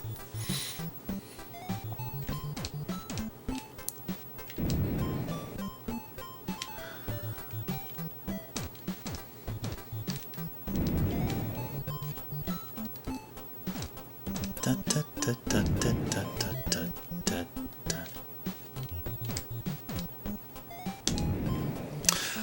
Alright. Alright, awesome stuff.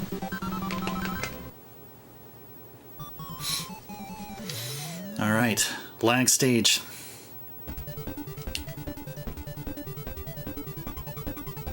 So, what would happen if I just didn't bomb any of those guys?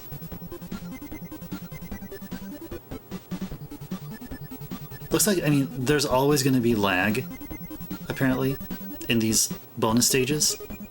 But, like,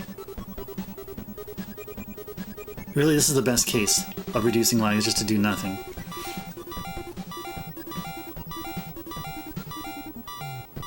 You just let the timer run out.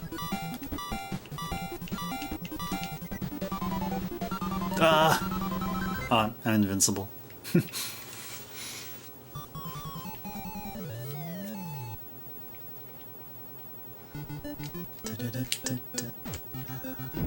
Cool, yeah.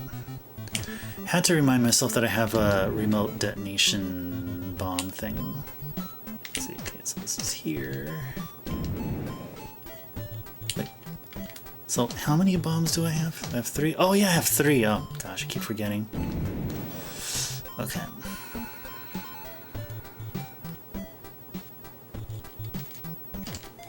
Cool. I wonder if that guy can, like, go to the right.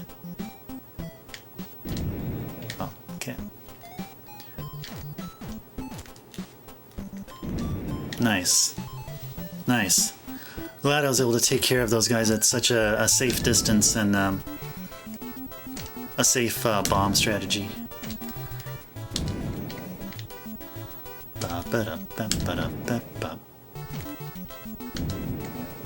This guy is taken care of here. Bam and bam and bam. Oh.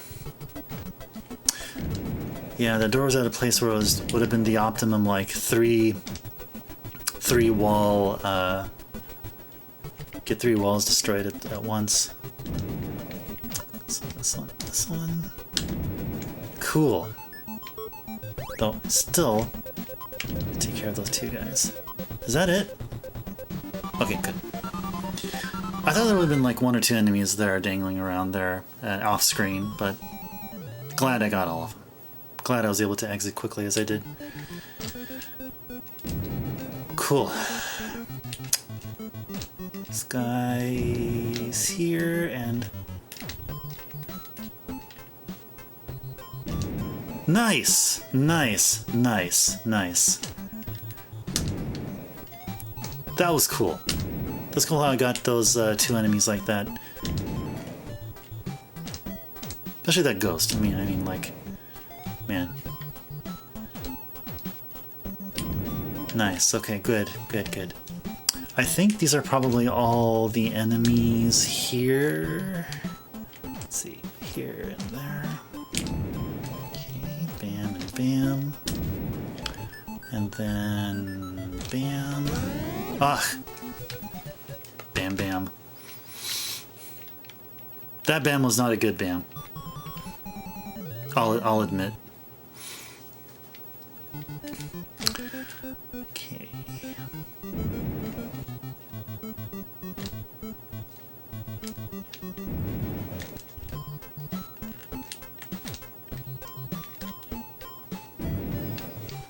Okay, so I guess for now, for this session here, I'm gonna go, or this run, I'm just gonna go ahead and I'll have fun. Ah. Okay.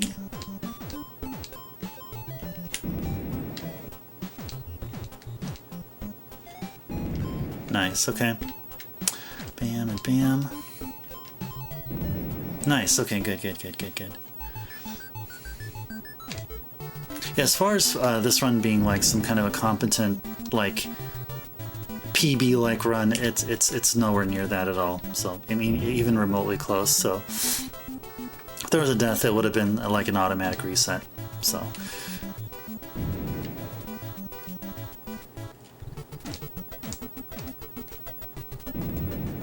Cool. Okay, awesome, awesome. So yeah, it's just really all about just having fun here.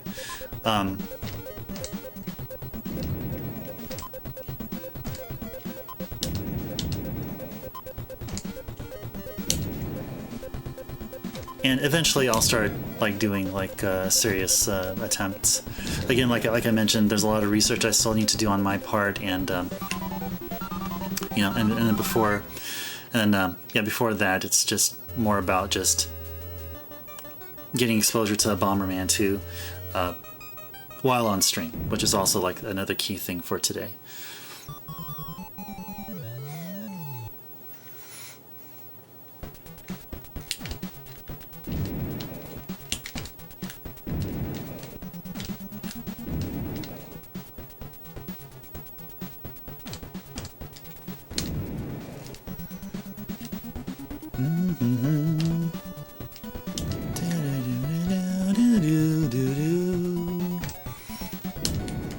Oh, nice. Nice.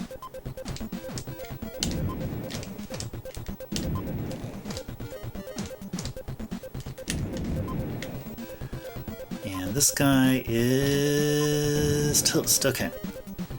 Still need to find the... Still need to find the door, the exit? The exit door? Door exit, exit door? There we go. Alright, cool. Okay, so even though this is a scrapped run, I mean, at least this is good good experience for me here. And I hope you guys are enjoying it as well.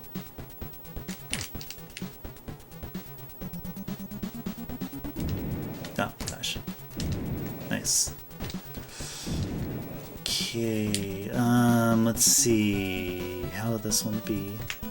So if I do this and I put this here, bam. And then bam. Okay, awesome.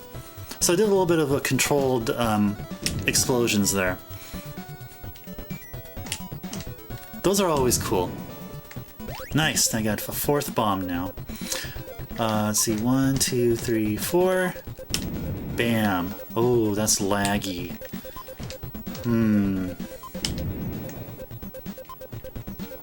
Let's see. Boom, boom, boom, boom. Nice. Let's see. Let's get this one. And let's see. Okay, cool. Nice. All right. Ah. Oh. Done. Defeat the enemies. I was like, so. It's the door. Let's go. Let's go. No, we can't go yet. Not unless you beat all those enemies there. Bam. Okay. Now we can get to the door. Alright, cool.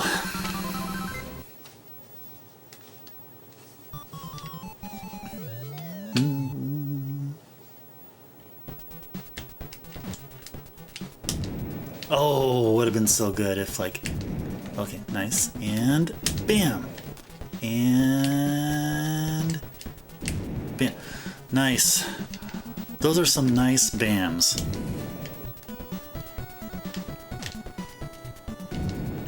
Indeed, they were nice. Okay. Okay. Okay, cool.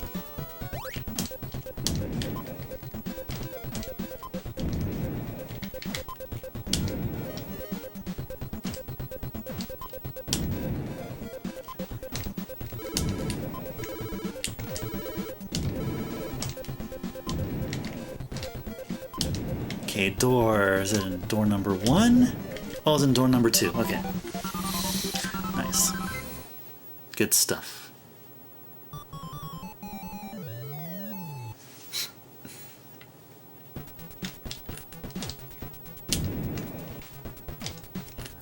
And this guy is going to go here. Okay. And this guy's here. And this guy is... Oh! Why'd you go back? Nice. Okay, cool, cool, cool. Excuse me.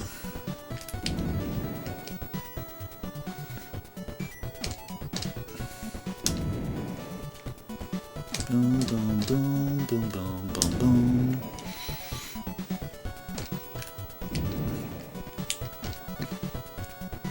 Nice.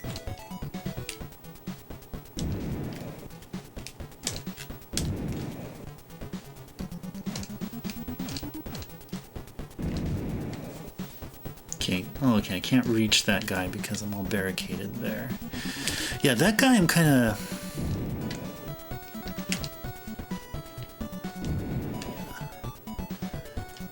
Yeah, that guy is like... He's up there in enemies I'm careful with. I mean, Ghost for sure. But that the fireball looking guy or whatever. Yeah, I mean, if he sees the opportunity and there's an opening to get Bomberman, he'll go for it. He's just like that. And yeah, I still do that. Still haven't gotten the item from the stage yet. Boom, boom, and boom. Boom, and boom, and boom. Okay, cool. Okay.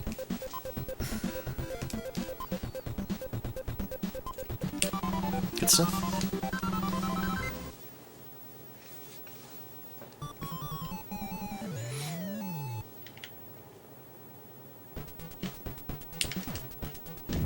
Bam, bam, bam, bam.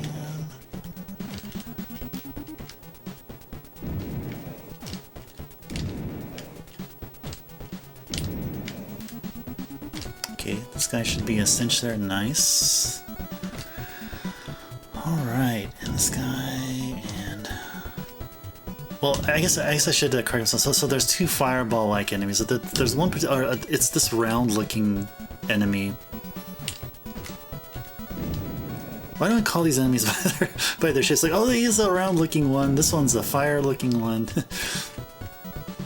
Now, I would have gone out of my way and actually learned like what exactly these enemies are called. So that's one other thing on the to-do list to do. So, or maybe or just call them thingies. Like, yeah, that thingy. I don't like that thingy. Okay, so door 1 or door 2? Oh, it's door 2. Okay. But it was worth though. Can never have not enough bombs. More bombs is always more good. Cool. Okay. Yeah, it seems like when the first stage starts, you're like thinking, okay, what are the most threatening enemies out there, and try to destroy them as soon as possible. Then focus on the weaker enemies like those balloons or whoopee cushions or whatever. And then try to find the door and the item. Or the other way around. Okay, cool. Portrait of myself. Awesome. I think that portrait just gives, like, points. I actually didn't, I think it was like... Yeah, no, it's like some thousands value of points. Like, I don't know. I gotta check next time I grab one of those self-portraits. Just to see. What's there? Okay. So, no door yet. Okay. Cool. Now we have door. We have door. Alright, blank stage, guys. Nice stuff. Okay, so here I can be able to kind of chill out for a little bit. Just make sure I don't get hit by enemies.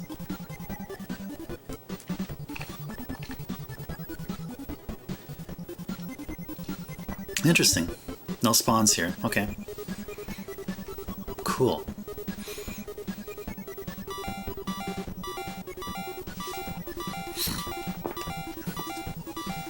Was it 802? Okay.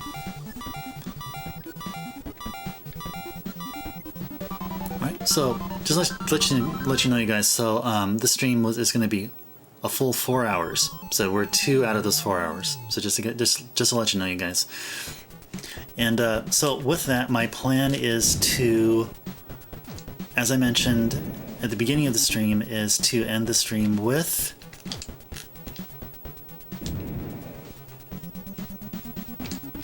Life Force, which I started the stream with, and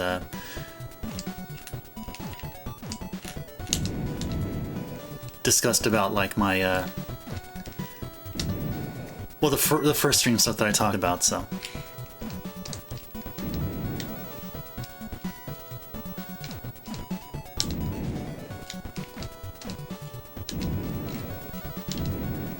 let's see. Don't bomb there.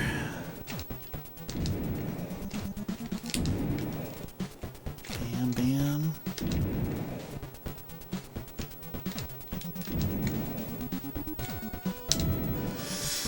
Okay, don't bomb this side. No, last door. Okay.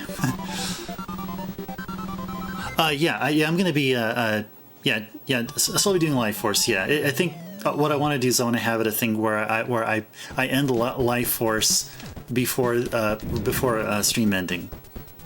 So it'll be a thing for a while. I won't say it'll be that for each and every single stream, but yeah, I like to do that. I want to give that. I want to do that as kind of like a theme for a while. Cool. Got both of those. Oh yeah, Timber Roller, hey yeah. Have a good night. Enjoy the rest of your evening. Or if you're gonna go to sleep, have a good sleep. And I'll see you next time, and thank you again for stopping by. I'll see you next time.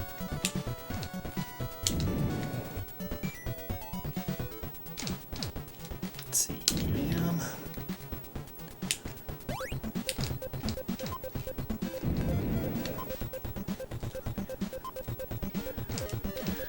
Oh, it's those guys. Yeah, I keep calling those guys fireball enemies. But they look like...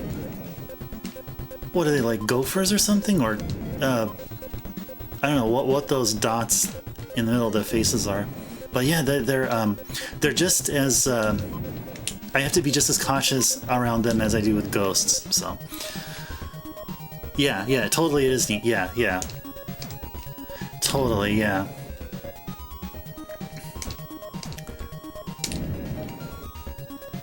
And I hope that once the time comes, later on, I continue on with my streaming hobby here, which I just started today. The theme of playing Life Force at the end will make more sense. I'll just say that much. So, and yeah, of course, like Life Force is fun to play. It's quite challenging in itself too. So, being an auto scroller, and yeah, and being a Konami game as well. It's Konami hard, in addition to the NES hard. So, all right. Let's get these guys. Let's get these guys. Yes, cool. Oh, it's this one.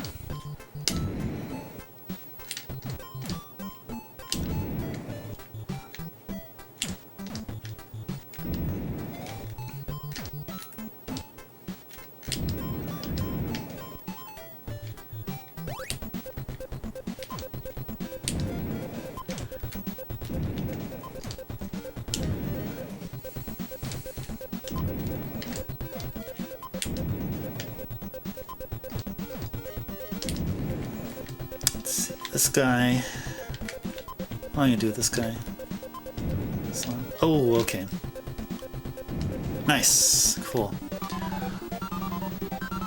Oh, that's... Oh, yeah, that's true. Yeah, yeah, you know, lately, like, I don't think I could say it for Life Force, but I don't use the Konami code for Contra.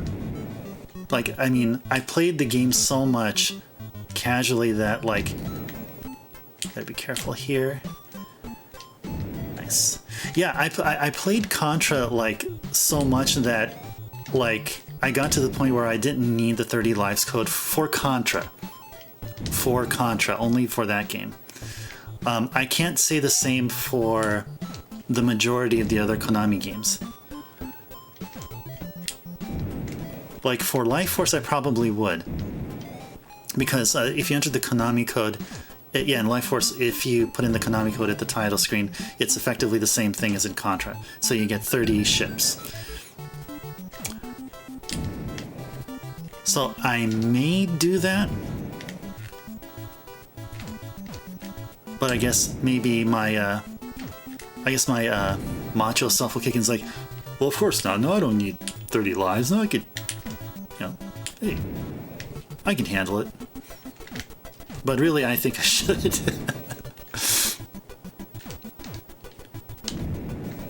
Okay, so I got this thing. Got the items. So, yeah, and I don't think I found the door here yet. Okay. So, no door. And... yeah.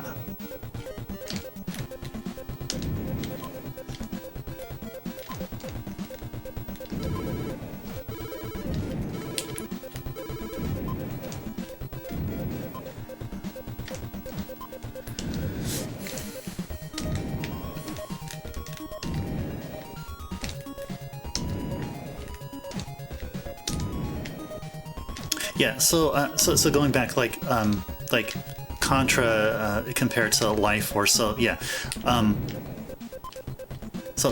from like I guess at the time that I discovered emulation and played through like all these games that like I didn't have, like at the time I hardly had any kind of an NES collection or any kind of video game collection.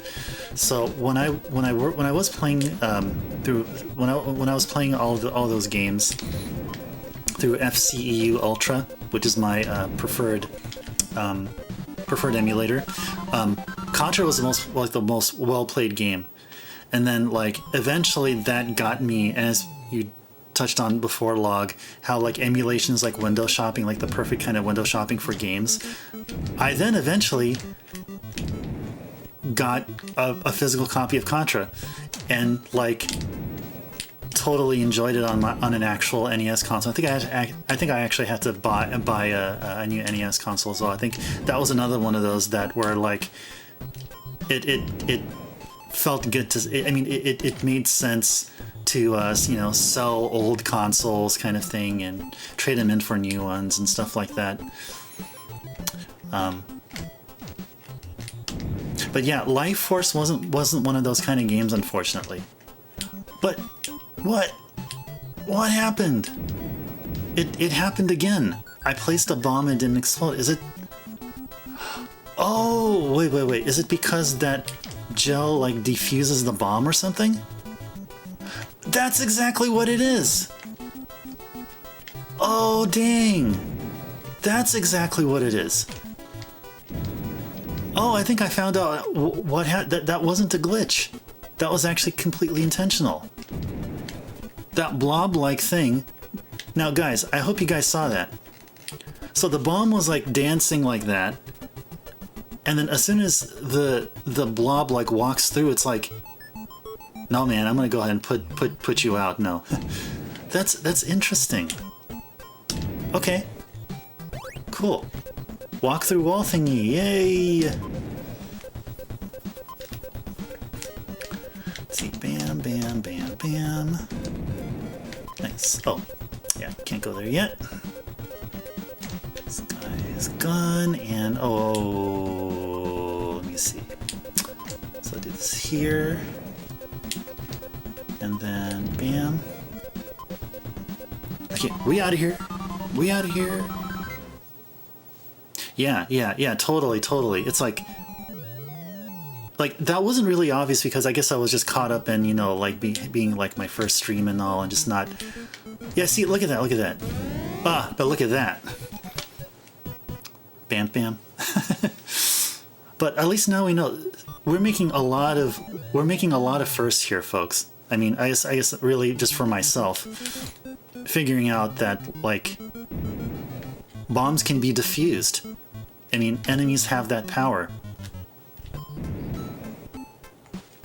Okay, is that guy gonna go in the corner or?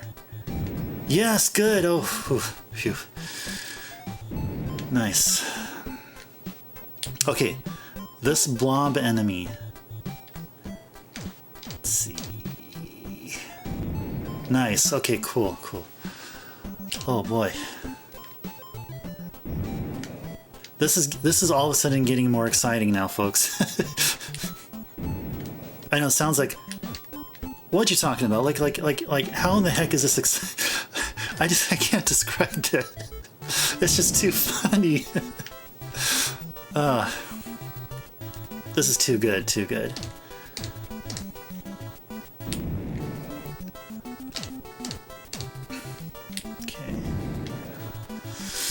Alright, a little sadness that I lost my detonation power, and not so... Oh, you know what?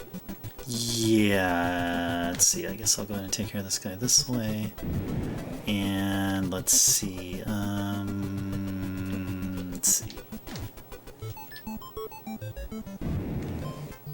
Okay, I think I'll do it this way, there we go.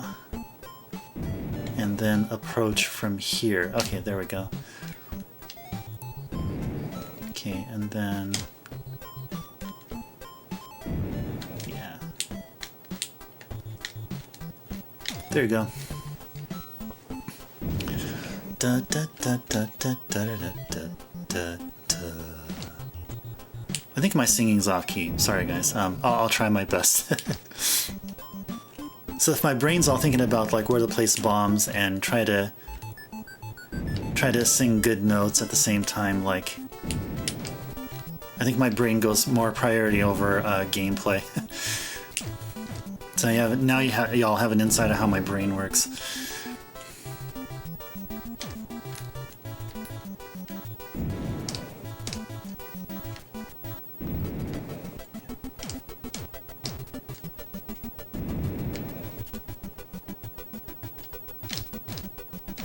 This should be good. Cool. Okay. Might as well get these two bushes in the corner. Okay, that's a nothing. Okay. Cool. Okay. So go here, and then go here. All right. Awesome. So no item found yet. Where is the item? I don't have any time, please. There you go. Okay, you know, forget it. Forget it. Gotta leave. Time constraints, yo. Alright, 3-5, here we go.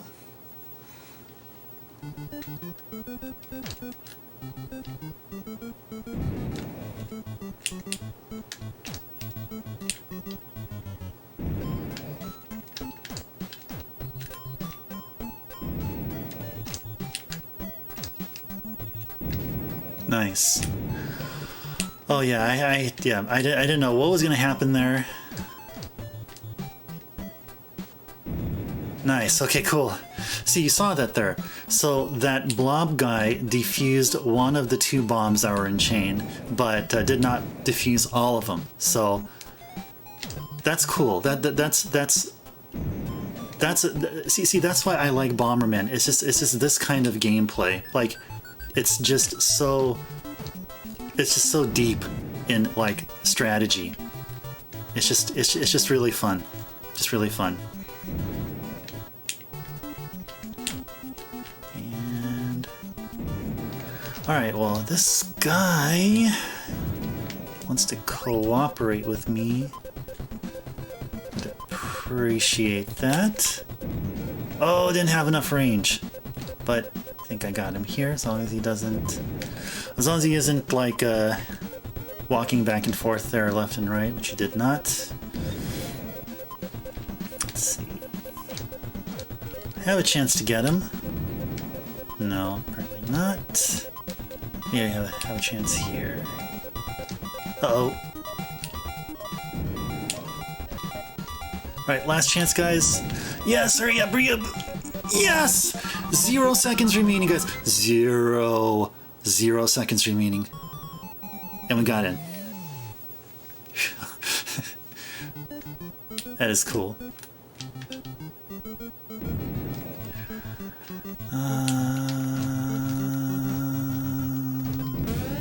Okay, no, yeah. It was getting really dangerous there, so I can't really blame too much for what just happened there. Alright, let's see. Let's stop the timer there. Okay, so I pretty much made it up to, and maybe a little bit further than I've gotten so far. So it's 8:18 right now. Okay, let's see. So, all right. So I'm gonna go ahead and reset here, and yeah, I'll go ahead and take another break, another 5-minute break, you guys, and yeah, I'll go ahead and let's see. I still have a little bit of water here. I might probably refill my glass of water. Maybe snack on a few things. Yeah, I have some like mixed nuts or something that I can have, and yeah, then I'll come back in roughly 5 minutes or so, maybe a little bit more, maybe 5-6 minutes or something, and then we'll go ahead and continue, and probably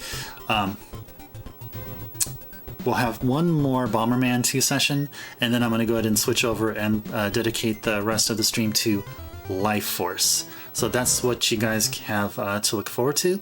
So yeah, I'll be back in, like I said, 5 or 6 minutes, and right, I'll see you in a little bit.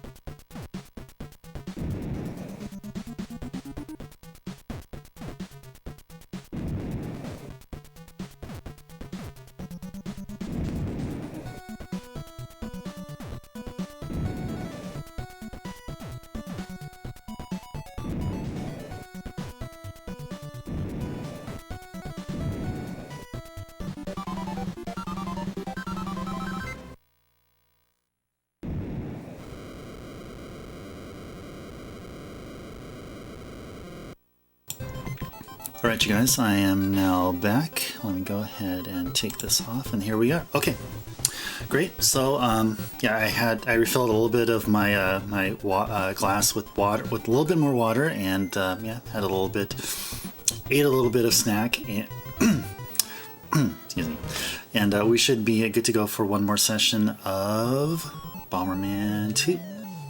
Let's see. Yeah, had to press. Wasn't able to press start for a little bit, so okay. So, all right. So it's already you know, halfway through the stream. My plan is to stream from 6 p.m. Pacific to 9 p.m. Pacific time, which is in the U.S. Yes, U.S. and Canada, I guess. Let's say, and yeah, so we're almost halfway. Well, a little bit past halfway. I hope everyone's enjoying their evening. Whatever you guys are doing, and if you guys have me running in the background, or if you guys are thoroughly enjoying what I'm doing here, it's really awesome. And yeah, just thought I'd say that. Yeah, and before I start on, I guess one more, you know, quote unquote good run of Bomberman 2, where hopefully. Let's see if I can make it to area 4. That would be like the ideal, like, awesome, like, scenario. But if I could at least make it to area 3, I'm happy. Just you gotta think small. You know, before, you know, trying to tackle like all 48 stages, like I mentioned towards the beginning. Oh, of course. Oh, hey. Keep lurking, man. It's all good. It's all good. Do what you want. It's all good. It's all good. It's all good around here. So, all right. So with that said, let's go ahead and start normal mode, and let's try to get one good run of Bomberman going. So, with that, let's go. All right, mash through there, and let's do it.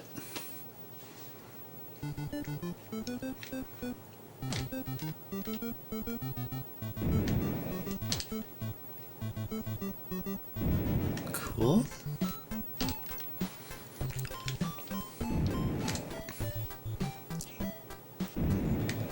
All right. So we got our item, which is money. Okay, so then that answers that. I had an inquiry regarding like items and how like it's like the same RNG like every time you play or start. So it may be actually that way, but only if like at power on. So like, oh, that guy turned left. Oh, come on, I'll go down. Come on, yes. Okay. Oh, gotta take care of that guy too. Yeah. So what I was saying is that now, because of the fact that we just saw that at area 1-1, the power up was a money symbol. So that means like every time, like if you like restart while you know you have your game, you know, like all powered on and without turning it off, then the RNG changes. But I'm thinking that it's highly likely that I think it's highly likely that if whenever you turn on your console, I believe that it may be the same RNG. Although, I mean, it may actually not be the case. I mean, the RNG could be like way more complicated than that. But yeah, I think it's something for me to something worth looking into. Cool. And as you can see, I'm getting this surge of confidence in like being able to trap enemies. Except for this guy. I think this guy's gonna be a bit tricky. Okay, no, almost got there. Okay. So that after blast or whatever got him. That was pretty cool. Ba-da-ba-ba.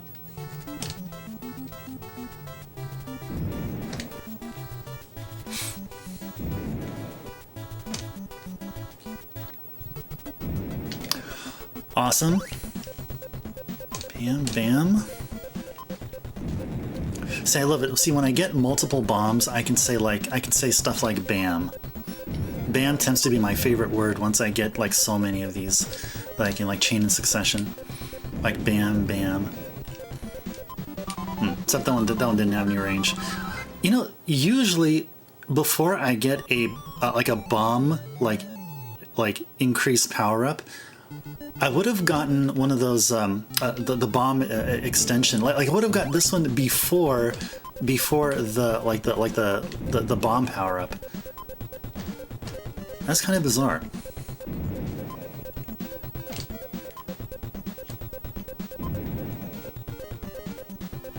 Or maybe not bizarre. I mean, maybe it's right. It's just my luck. Maybe. Okay, this guy. Cool.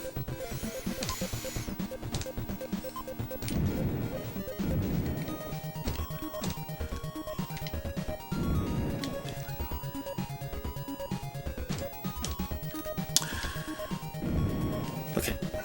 Cool. That was nice and quick. I like that.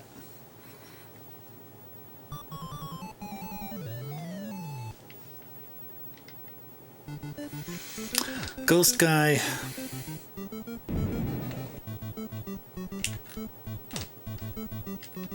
Let's see.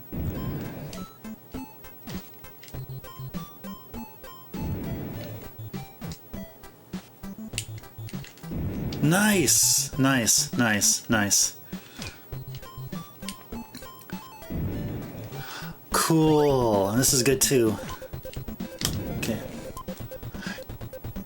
Yeah, like my strategy there when I was fighting that ghost dude was like I was expecting that he would like follow me around towards the right, like towards the center where I was going, but it was lucky that he did what he did, and he willingly cooperated with me.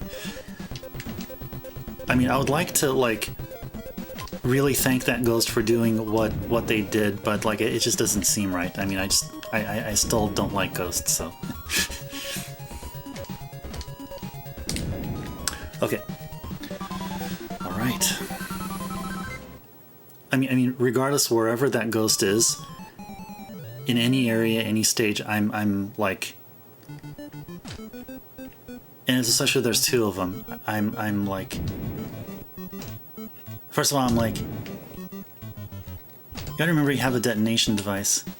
Oh no! Oh, thank you. Oh my gosh, that would have been really close. That would have been a disaster. And that was almost a disaster. I almost trapped myself there.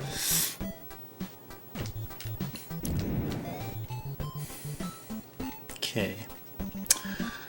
Okay, I think this guy is toast. Let's see, what am I gonna do here? Bam, bam. Okay, so I only have 2 bombs. Okay. Okay. Don't bomb near the door. Okay, just get this corner one in case I like overlook it, so you never know. I might do something like that. Okay, don't bomb near that door. Okay. And here and here.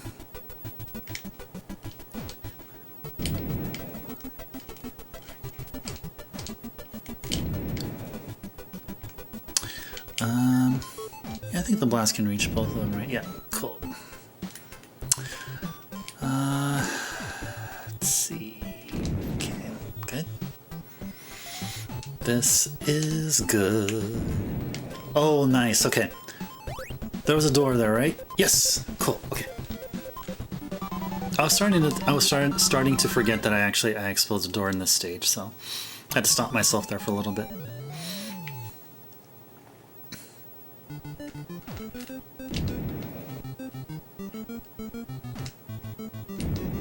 Okay, so what kind of enemies we got? Oh, we got the ghost guy. Ay. Let's see. Bam, bam. Is he gonna come back here?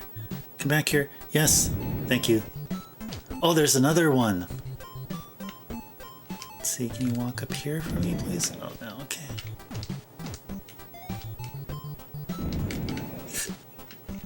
That was close. Yeah. That balloon enemy just left. right where I wanted him. Nice, okay, cool. Thank you for responding as you did there, Ghost. Appreciate it. I really appreciate that.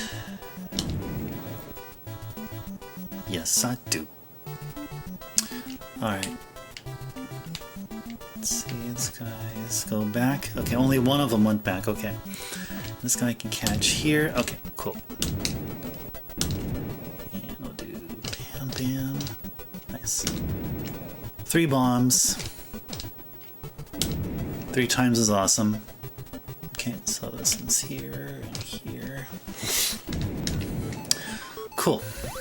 And did I get all the enemies? Yes, I did. Okay, cool. I got all the enemies.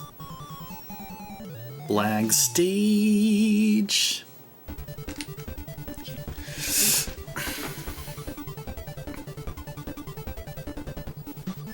Bum bum bum bum bum. Bum bum bum bum bum. Bum bum bum bum bum.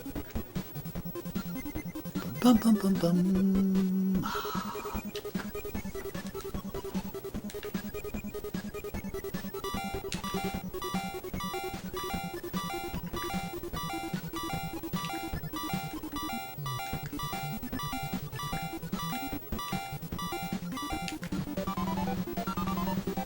Lag stage done. Awesome. This is like, it could be the most hardest stage if I actually tried to attack every single one of those balloon enemies.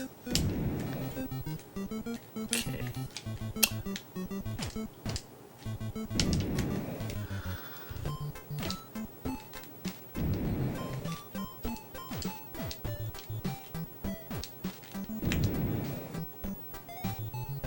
Man, cool.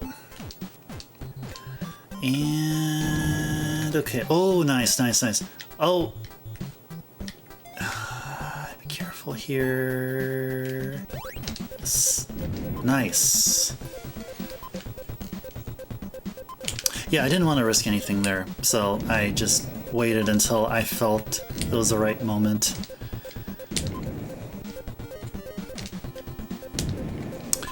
Okay, let's get the door and oh.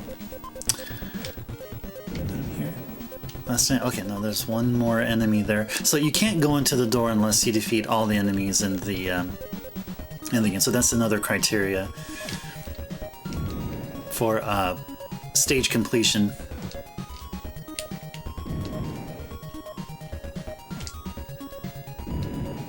I guess for anyone that like is viewing the stream like later on, like at this point in time. So yeah, and if you don't know about Bomberman, so yeah, so there's certain winning conditions that need to be met for every single stage.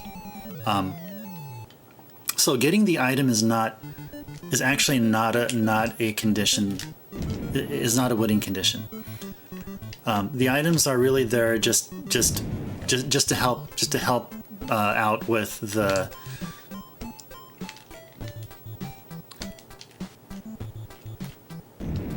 gameplay. So and it sure make things go faster too. I mean, especially with the speed shoes, or what are they called? Roller skates. Actually, I think they are roller skates. Nice, good. Oh. Uh-oh. Cool. Enough range for that guy. Awesome. And I had to think on my feet for a little bit there, especially with the door right there. You don't want to bomb the door. So, yeah. So again, like, the door is the exit to the stage, which is one thing. And another thing is that if you bomb the door, you are punished by having like 3 enemies come out of the door. Like three new enemies spawn. Like, imagine a situation where you just like cleared like all the enemies.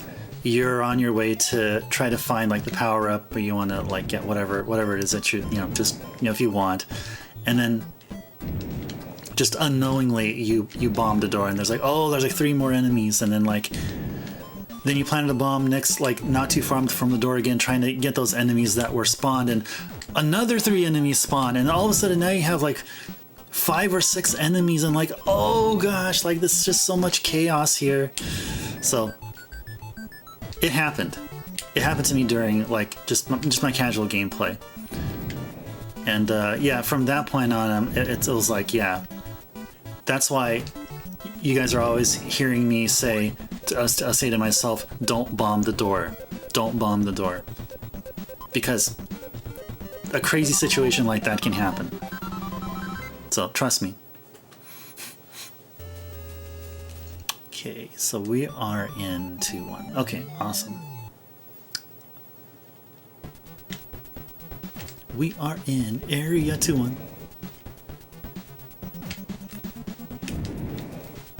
Let's see this guy.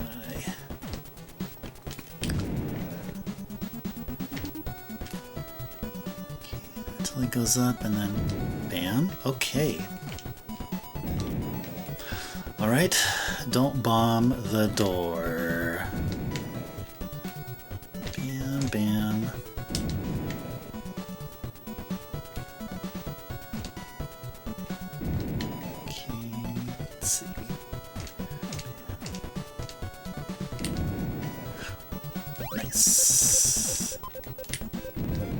Cool.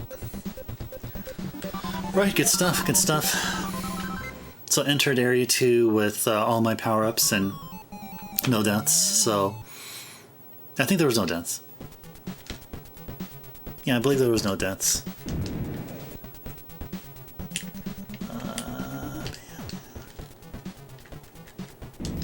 Cool.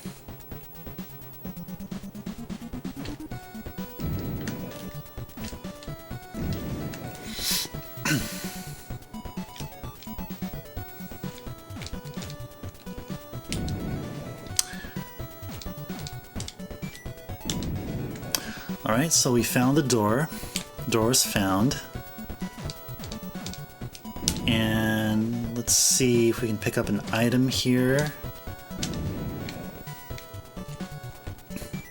So yeah, so I think that it is area 3 where suddenly there's a time constraint along with the challenging enemies. There's this time constraint going on here.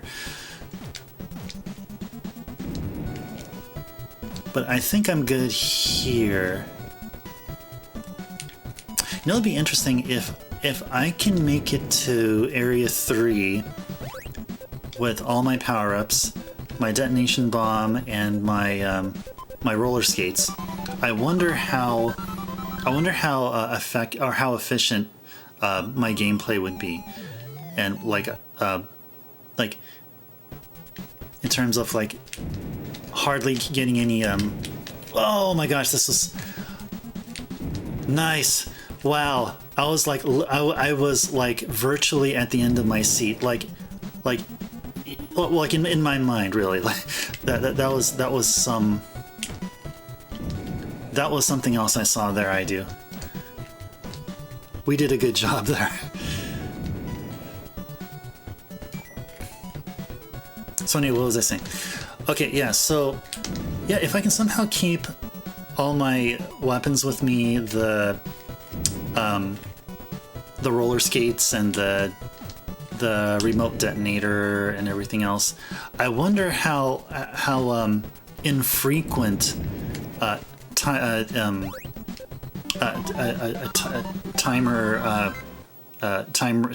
goes to 0 will happen. I don't think it'll happen that, or a count out. Yeah, I was trying to think count out. I wonder how often those count outs will happen. Cool. Cool. Because it seems like if you're at area 3, the game is expecting you to have that roller skate power up. Either that, or it's just me and I just don't play the game really well. I mean that can be another thing. I mean, you know, like like, not, I'm not trying to be modest or anything, but like there may be something. I mean, potentially there may be something really obvious that I'm missing in regarding to how to handle or how to avoid the timer issue in Area 3.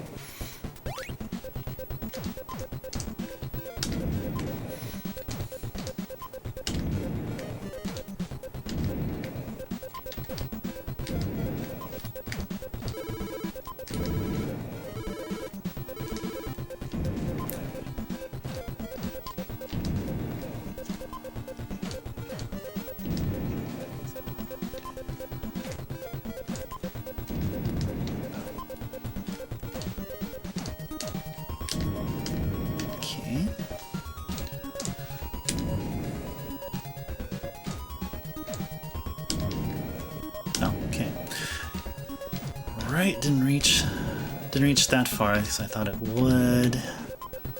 Let's see, so we bomb. Oh, I got 4 bombs, okay. Okay, have to remember I have 4.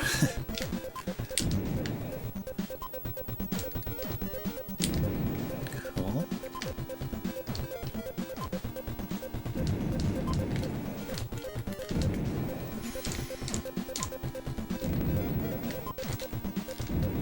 And is the door here? Yes. The last door. I grew to somehow expect it after running into like the very last bombable wall, having the door.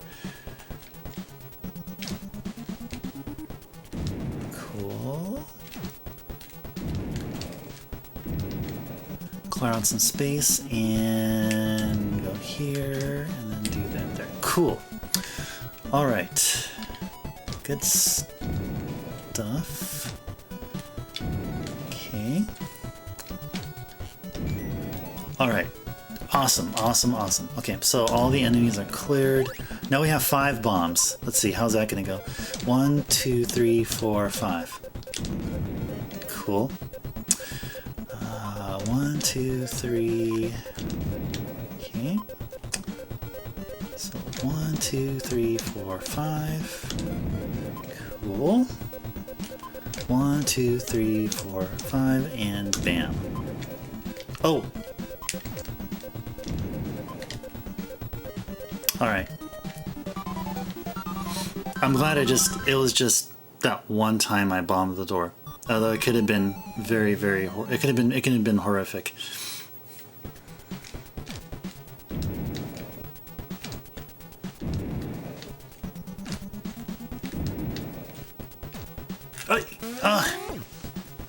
Darn.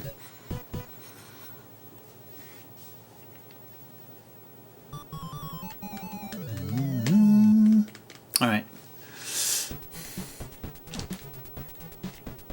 So I played a fairly good game for roughly 20 minutes, which is not bad.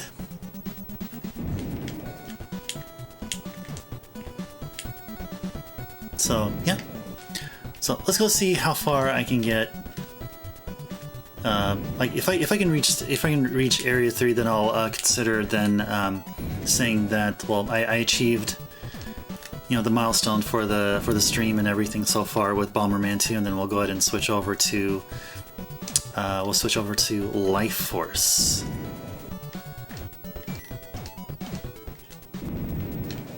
Okay. Come on. I have to press the button. Come on, guy. There we go. Okay. Let's see. Bam, bam, bam. Come on, remote detonation. Come on. If I can get a remote detonation item, then yeah, I think the death then would be okay. That's okay. Got a portrait of myself instead, which is good, I guess.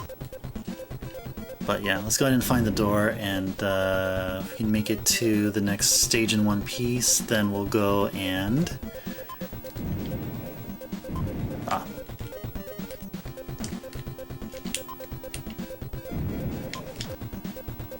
yeah, we'll then be trying to find if there's a remote detonator there. Let's see. Bam, bam, bam.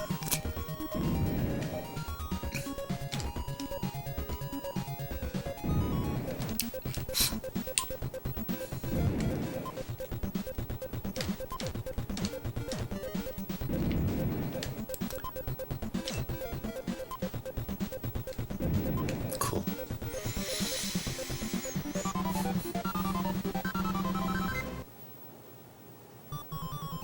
All right. Stretch out a little. Get to relax a little bit here in my seat.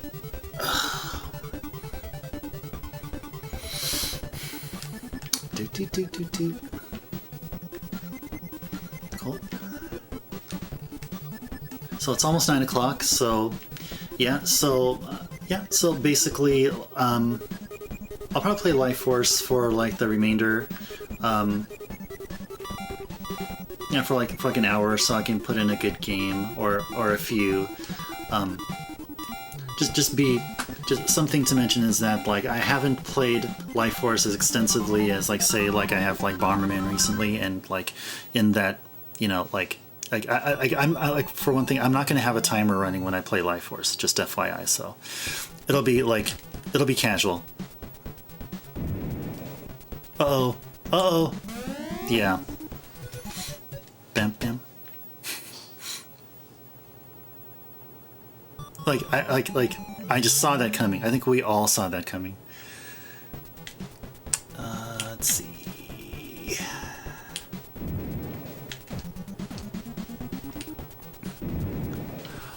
Oh my gosh, that was awesome. Glad it worked out that way. Okay, awesome. Alright, so we got the item. Now we need to find the door. Where is the door? Where is the door? Where is the door?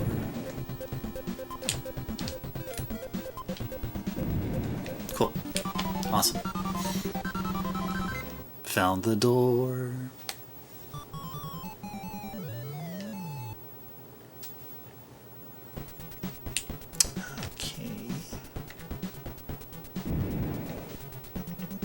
Uh-oh.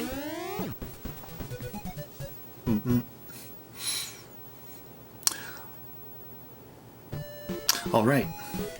Okay, well, I guess it didn't go as far as I thought it would, but it's okay. So, yeah, so I guess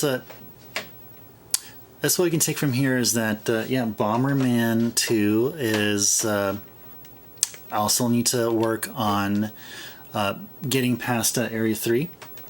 So in any way possible, as far as looking into like advanced gameplay and all that, I'll go ahead and spend time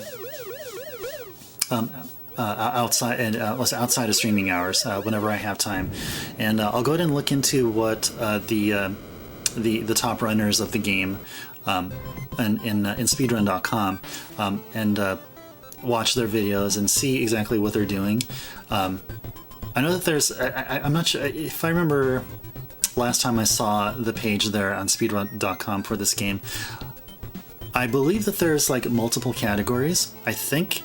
Yeah, oh yeah, there's either an any percent, all items, 80% all items, all walls. So yeah, I'll go ahead and see, like, I think what I'm doing is all items. That's pretty much the category that I am running pretty much at the same time that I'm playing this game casually.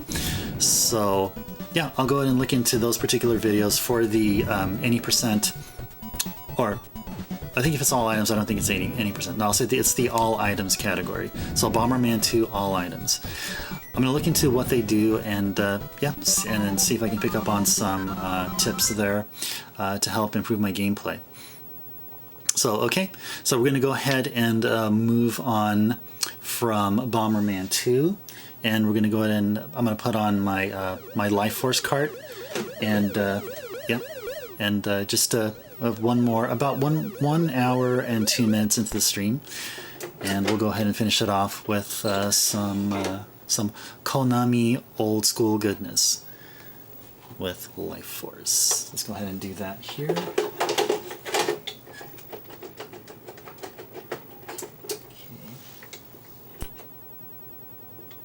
Okay, bit of an issue there.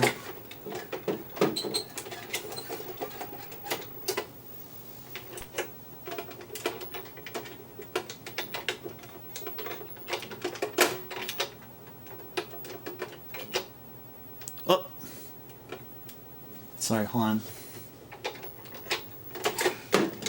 Probably the cart got dirty after like 2 hours of being left alone there. So let me go ahead and I'm going to go ahead and take some. Let me have some alcohol wipes that I've opened up about like before start of stream, and just go ahead and just take a quick rub of the alcohol wipe along the contacts, the bottom of the controller, the bottom of the game.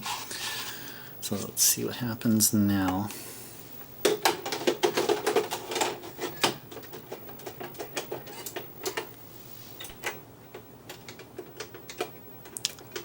Yikes. What is this?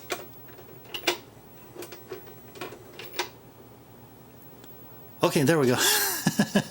Not sure what that was, and I don't know if this is gonna freak out again, but let me go ahead and power off the system and re-enter the cart one more time, and see if this time it'll take the cart without any issue.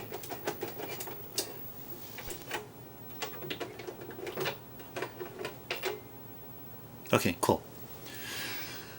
Okay. Seems to be good.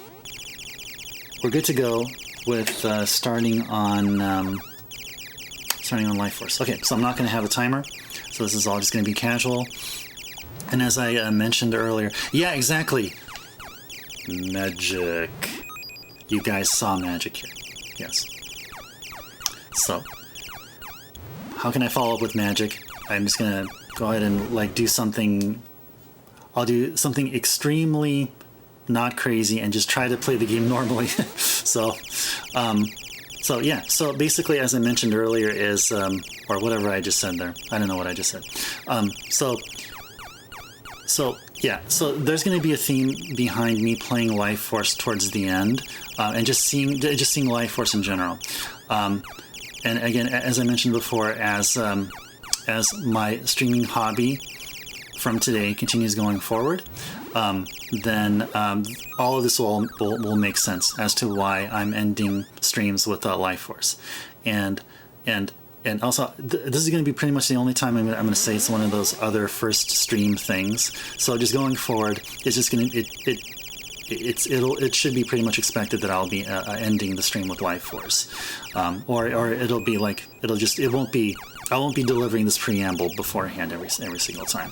So, but yeah, let's go ahead and enjoy this awesome game. And yeah, let's go ahead and put in the Konami code. Up, down, down, left, right, BA, start. This should work. Nice. And it did work.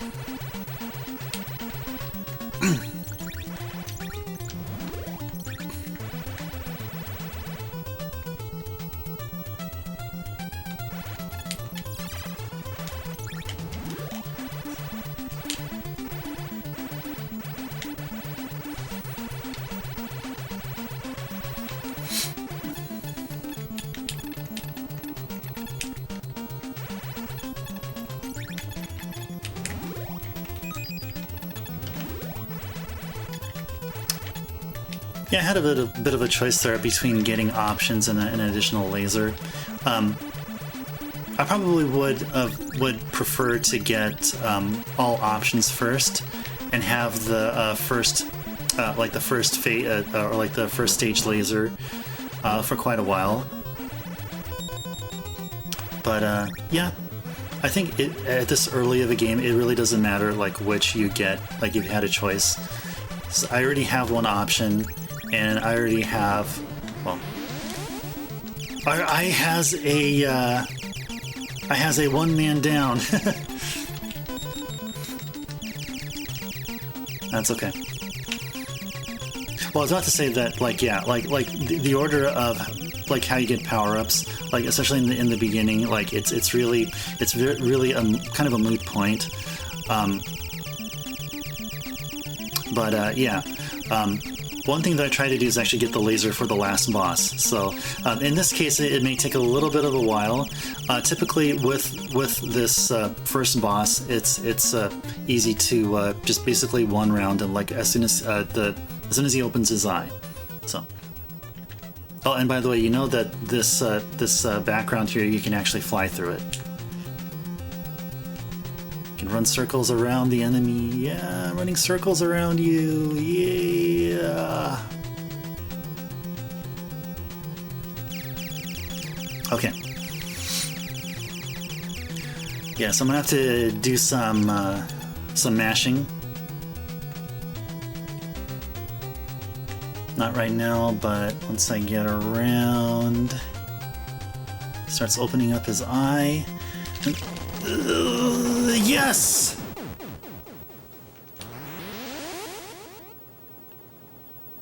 Awesome.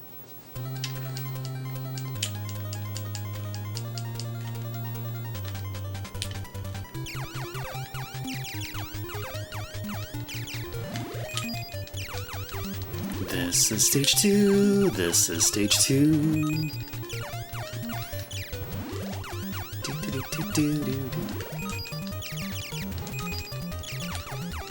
Okay. Cool. Bam.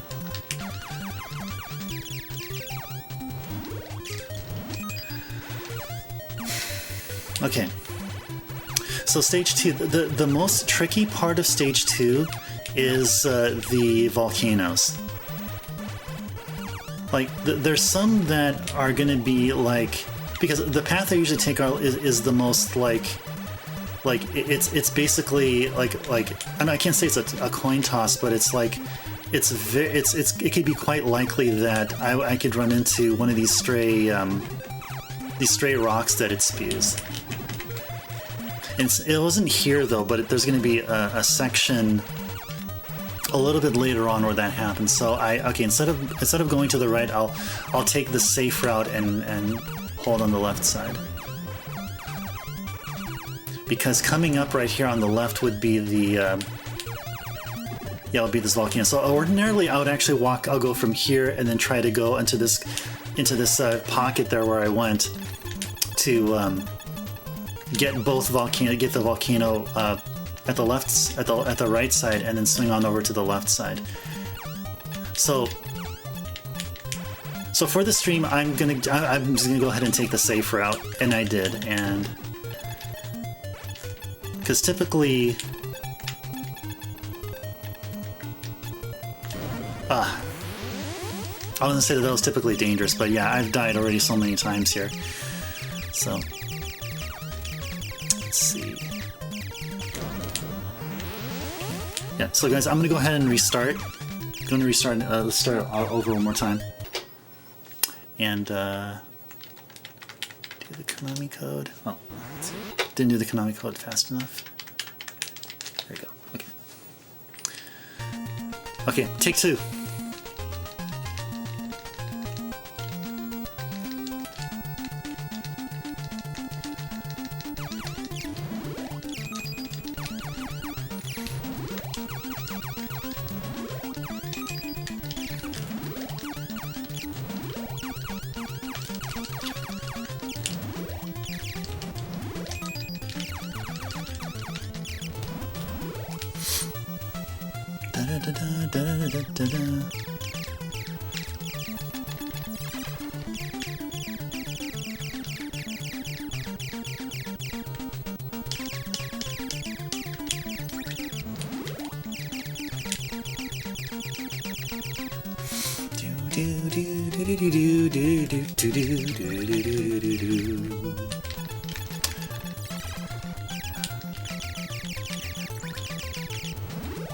Okay, cool.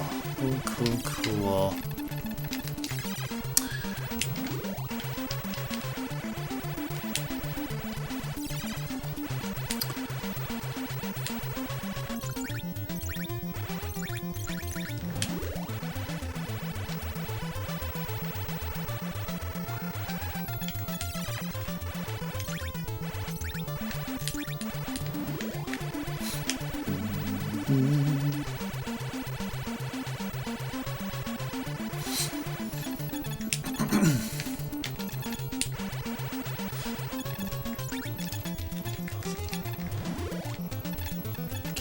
I think I'm gonna go ahead and wait until I get the choice for an option power-up right here. There we go, okay. So now it's all about trying to keep all of this. Not die before reaching the brain. And yeah, I think I'll be better set for the stage 2 and yeah, especially the stage 2 boss as well. That'll be nice to have a laser and options for the stage 2 boss. Oh, the Andros comment log, is that for that brain boss on 1?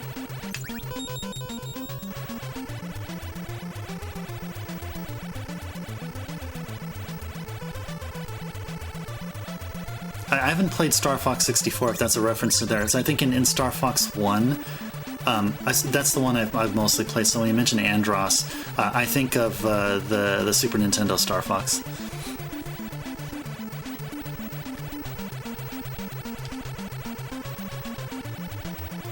Oh, nice. Okay.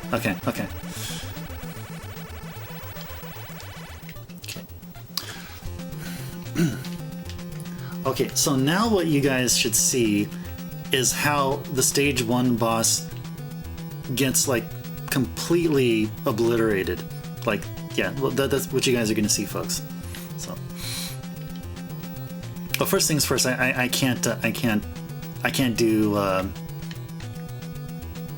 mistakes. Okay, get this guy up here. Okay, I swing him by down here. Wait a little bit, go up here, and by that time his eye opens, and then BAM! Oh, that felt good. That's the way you handled the first stage boss, guys. Alright, so stage 2.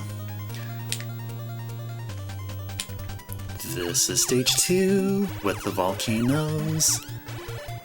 Hope I can get to the stage 2 boss and defeat him well, while I still have my lasers and options.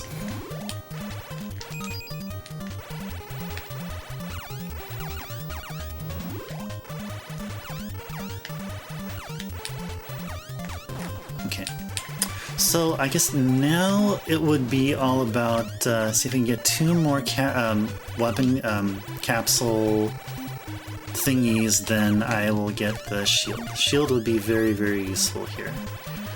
And I think I can be able to do that with this. Cool. So I got my force field. So the force field is the equivalent of shield in the Gradius titles, the early Gradius titles, and then I think the later Gradius titles incorporated what was here in Life Force, or as it's known as Salamander in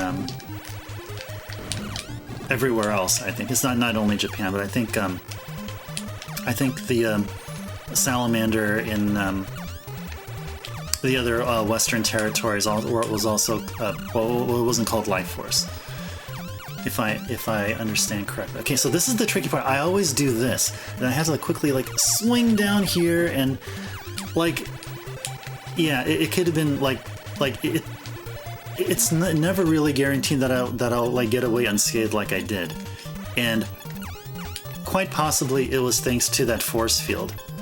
And yeah, guys, I'm actually trying to intentionally introduce lag so I could safely avoid these rocks. So I just thought I'd mention that to you guys. But except for here, okay.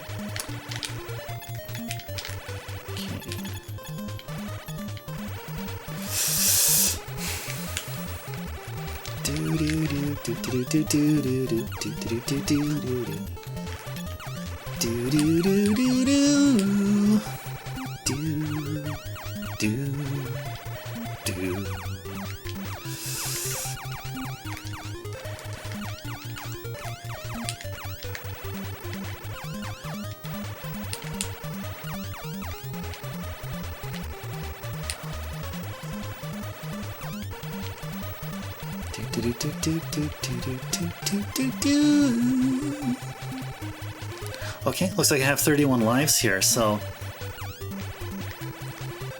I don't feel bad that I chose the 30 lives code because, like, it couldn't have been until, like, my gameplay here and you guys seeing the work that had to be done to get to the point where I can even at least get to the stage 2 mini boss. So, like, I can safely say that right now, like, it's getting to the point where I don't even need the 30 lives cheat. But yeah, I mean, it's better to be safe than sorry, and that's an old adage, I guess. So yeah, I guess it applies here somehow. So yeah, you guys will then kind of know, like, why it's advantageous to come in here with all options and a decent amount of options and with lasers, except for the slowdown here. So once it opens up its eye, then I couldn't do a 1 cycle. But if I go here and come on with it.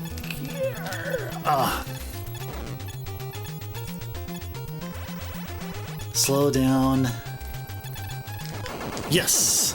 Cool. It may have taken like a few more seconds longer due to that slowdown, but I'm glad I did what I did. This is the fire stage. This is the fire stage. Yeah, I know. Yep. That was handled quite well.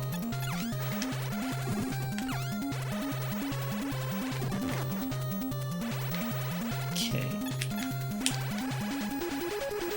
Do do do do do do. Do do do do do.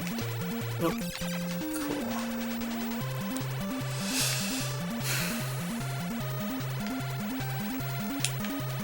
Okay, so about this time, that's where we'll be seeing these flame arc things come from the ceiling and the floor. So we should all be ready. Got these meatball-looking things coming out too to avoid. And we have arcs that either, like, flame arcs that arc either once or like 3 times. And this one's going to be a 3-timer here. Okay.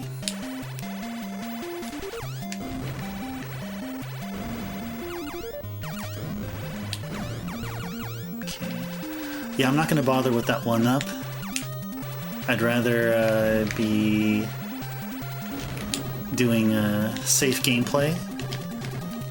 I want to get as far as I can in Life Force, so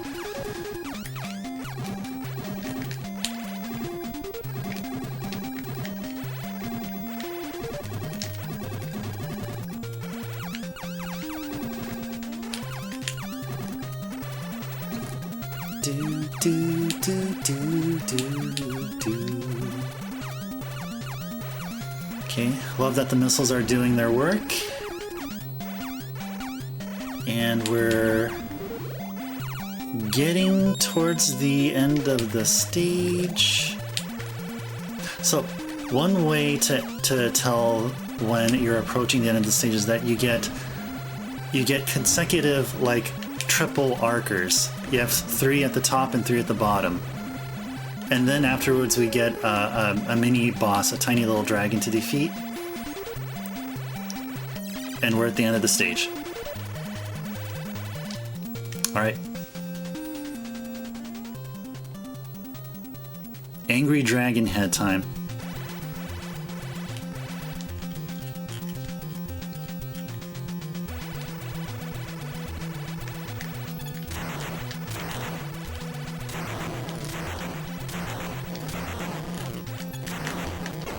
Cool. Well, maybe he's not angry. He's just spitting fire for a particular reason.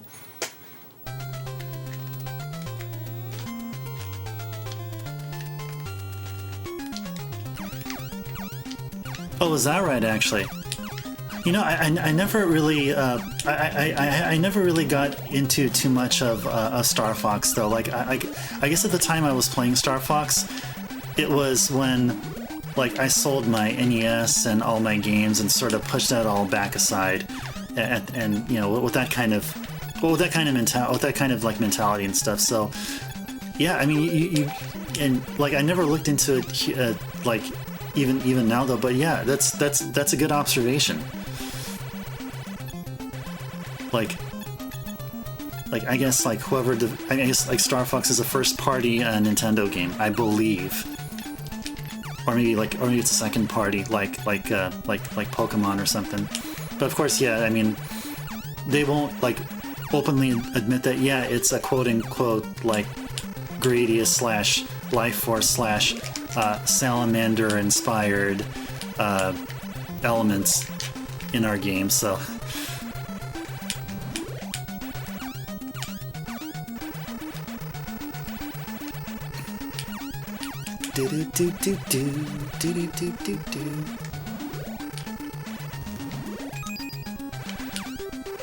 You know, as I was going through there, like I thought I usually pick up a way more speed power-ups before I get to that point, because I don't remember it being kind of sluggish there. So I must have picked up like 1 speed and kept it all this time. I usually would like pick up 2.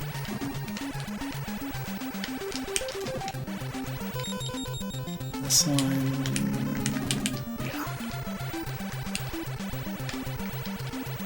Yeah, exactly. He's still here.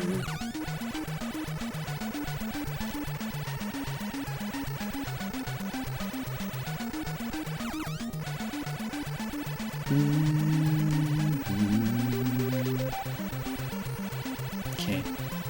Yeah, just keeping it safe. I mean, in these parts, you have to. It's very advantageous to be towards the bottom of the screen, and then take care of these. Yeah, these things from a distance. And similarly, later on, once you get to the part where we're flying through like a rib cage, so to speak, and there's these like shrimp-like things that start popping up and down, and even there, it's very advantageous to be towards the bottom of the screen there too. Yeah, Mountain Man, hope everything's going well. Hope you're continuing to enjoy the rest of the evening.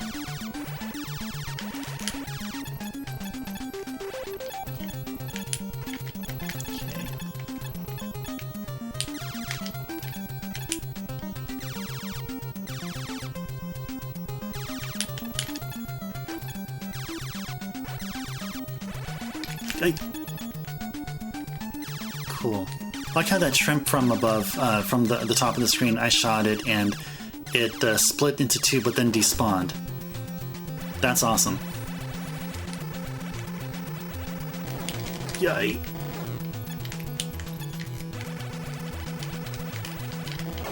Cool. I could have one-cycled him for sure. But those bullets were sort of like absorbing or deflecting mine. which happens sometimes, I guess. But most of the time, I would always one cycle the stage 4 boss. Okay, so for this one, yeah, there's gonna be a lot of quick enemies in this stage, so I just want to make sure that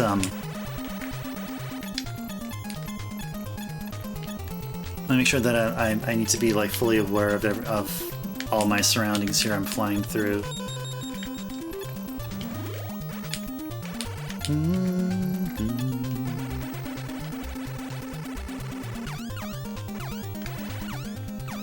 Yeah, I think getting a speed here is in order. I think once we get to the labyrinth stage and trying to maneuver through the tight corridors, well, if we do, then we'll go ahead and we would need those speed ups. But now in this situation, so there's going to be like a mini boss that is a callback to Gradius. So what this mini boss will do will be shooting projectiles, which are like multicolored. So when it shoots orange projectiles, it's okay. So that's when we can be able to restock and get back to where we were. I mean, it'll take a while though, but we'll eventually get there. Okay, so I don't feel bad about doing the Konami code there. And this one's going to be a little bit tricky as well. I would usually have like a few options like right above me so that I avoid getting hit. But apparently this is quite manageable. Let me find an opening here. There we go. Alright. It's okay. That's okay. Okay, things gonna be right here.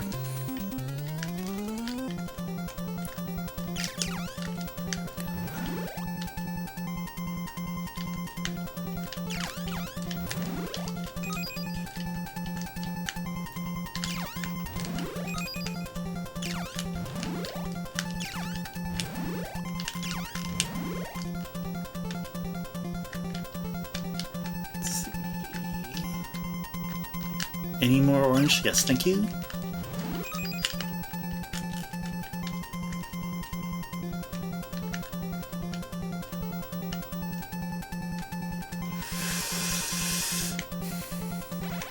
Well, yeah, I don't want to take way too long here.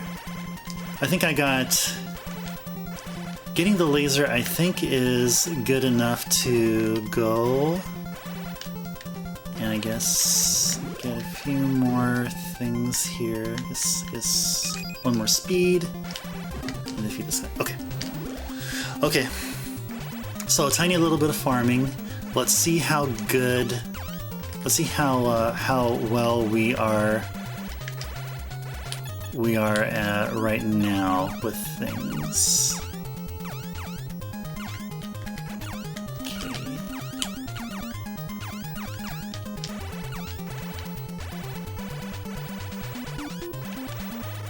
Oh, is that what that is? Log. Oh, I see. Yeah, I never played Star Fox Adventures. No, like the only like I've like barely like played some of Star Fox 64 and I haven't played any other Star Fox games since. I think I played a little bit of the Wii U titles, which were like I think Star Fox Guard. And Star Fox Guard and the other game that came with it. I forgot what it was. Like Star Fox Guard was the pack-in game for one of the other Wii U titles. That I just played a little bit of. But yeah, like I don't know much of that Star Fox lore logs. So yeah, so yeah. I'm glad you know. Glad you know I can let everyone here know about this. So that there is a life force like shout out, so to speak, in a non-Konami game.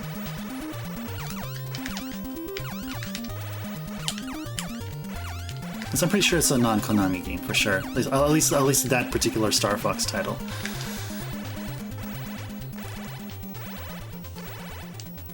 Okay.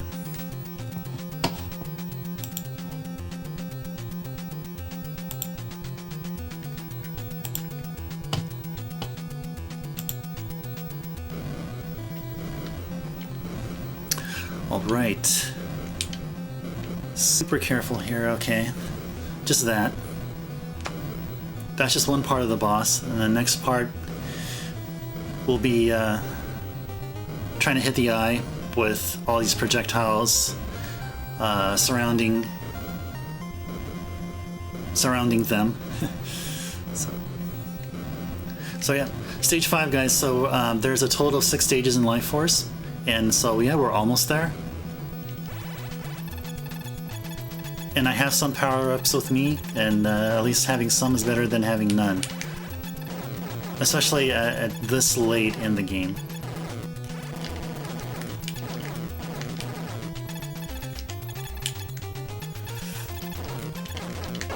Nice. The Zero, yeah, thank you. Star Fox Zero, yes, now I remember, yes. I remember the, this was Miyamoto was doing like some like, I think it was like from Nintendo Treehouse or like one of those things where like he was talking about how like he visited a lot of these, he was visiting a lot of these like Torii shrines or something, and he was inspired, or like I guess that was his inspiration for Star Fox, I think that's what that was in general. Or is either that or that's what got him into. That's what gave him inspiration to create another Star Fox title, which eventually became Star Fox Zero. At least that's IIRC, if I can recall correctly. Okay, so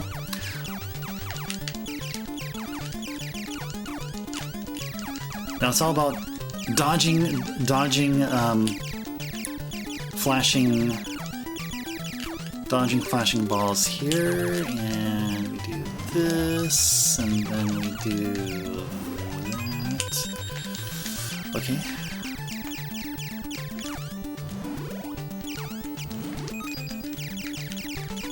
Oh, is it actually a log? Okay. So yeah, I mean, I have it with me. I have my my North America Wii U in a box in the living room still, and yeah, I can go ahead and fire it up sometime, and yeah, give it a fair shot. So.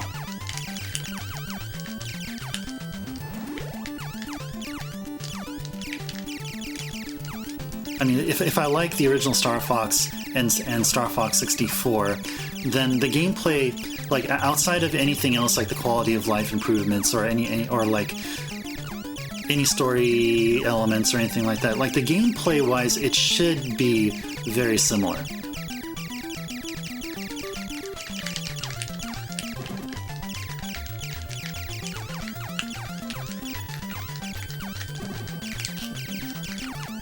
So I can't take out all these Moai heads, so yeah, I just gotta take what I can. I just gotta take what I can get. Yeah.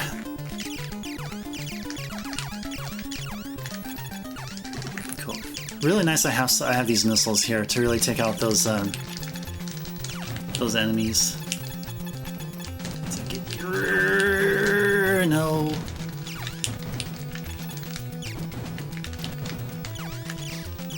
Okay, I'm just gonna dodge these guys. Try not to get hit by their rings. Yar. Yarg. Ah, it's okay. Oh, finally, that guy, I was like down, like, I was just short of like 1 or 2 health on that guy. It's okay. Oh, does he expect me to defeat him? Oh, okay. I never ran to that point where I stalled on defeating those leaping Moai heads for all this time.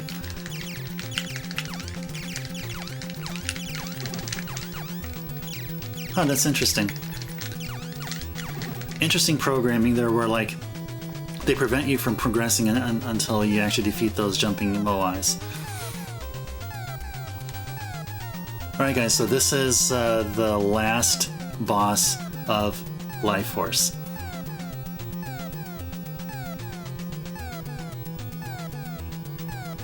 Yeah, they were.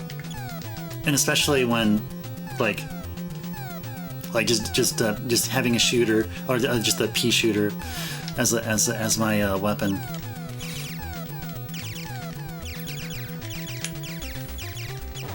Okay, so yay.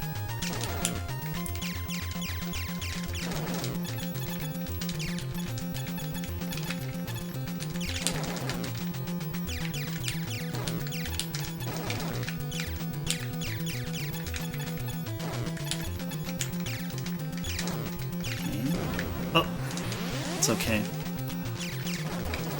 Well, I just gotta say, we should be glad that we have all this health, so then once the last part of the stage comes in, yes. So, thank goodness for all these lives we have. So once we get to this part here, it would be great that we didn't have like 2 or 3 lives left. And watch and see. If you guys aren't familiar with the end sequence of Life Force.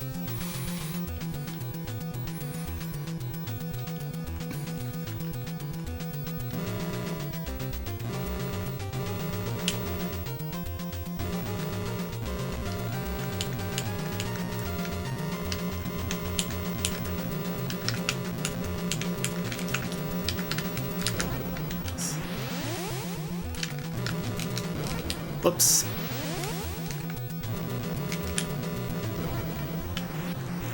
Right. We're done. We beat the game, guys.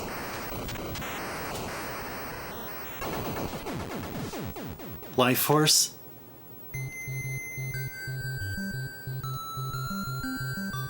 The game has been completed.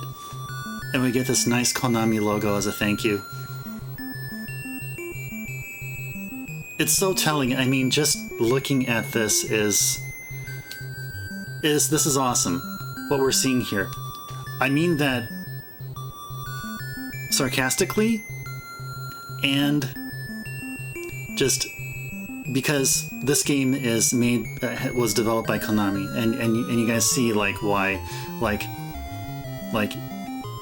just behind the sarcastic tone about it. Say if we look behind it and we look at like just the game and its visuals and from start to finish, it's just an amazing product that Konami did, and they made a lot of games that were of just such just nice, like high caliber for the technology that was available at the time.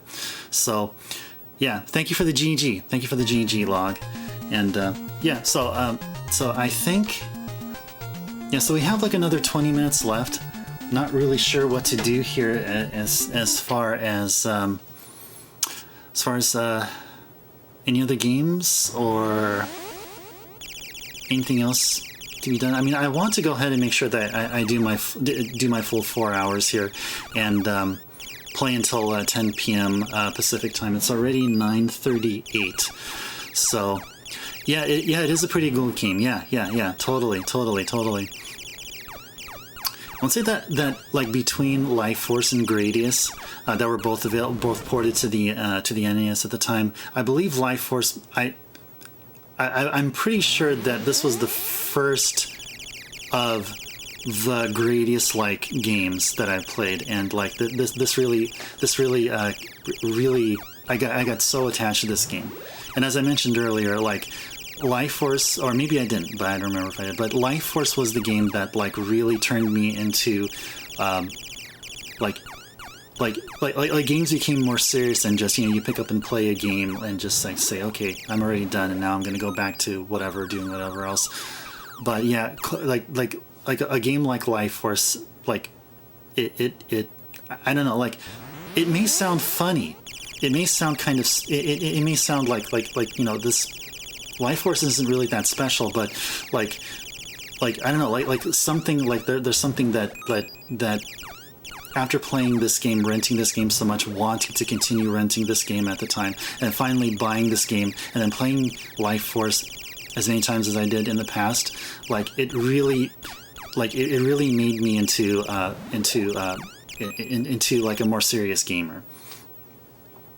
So I guess I can talk about like other plans I have, like as far as like, I think for the last 20 minutes or so, like so I guess the next part is I guess one like I guess structure of the stream would be that like I would have a little like spiel, a little conversation with everyone here for like 5 or 10 minutes or so, and like okay, that's good. I mean that's good. I mean, at least like there's some merit to what I'm saying about how like I mean there is this like intrinsic awesomeness, so to speak, that like I guess can be better explained than me. I guess someone else can do a better job at that. But yeah, so that's where it is, and how it always, where it has always been, as far as like from my like my hobby is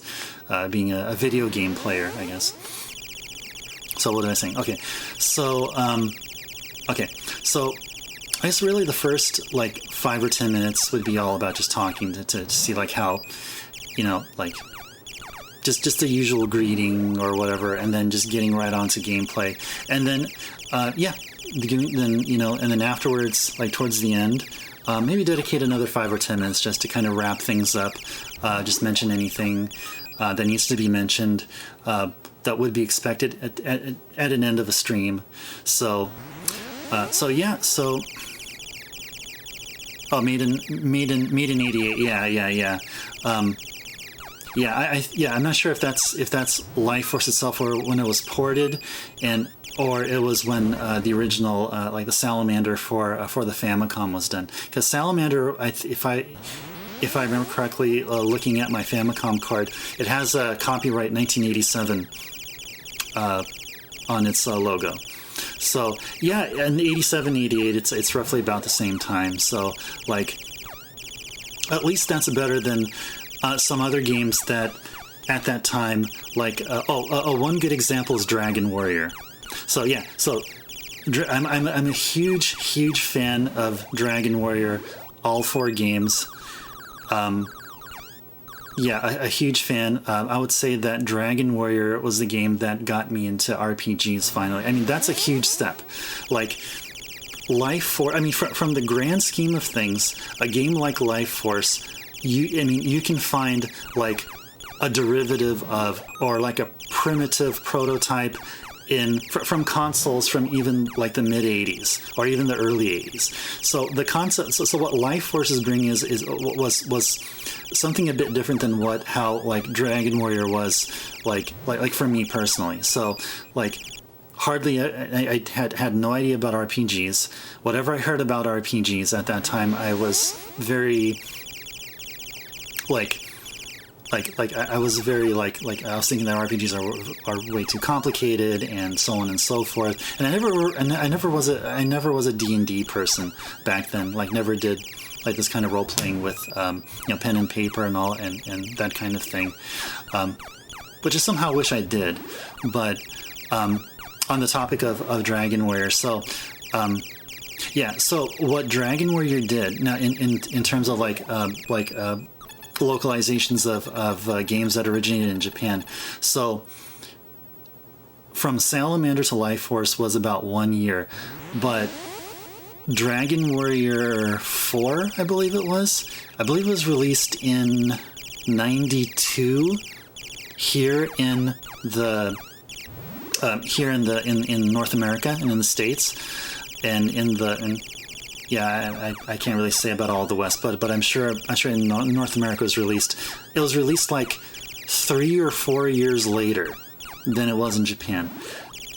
Like Dragon Warrior 1 was released in Japan in 86, I think.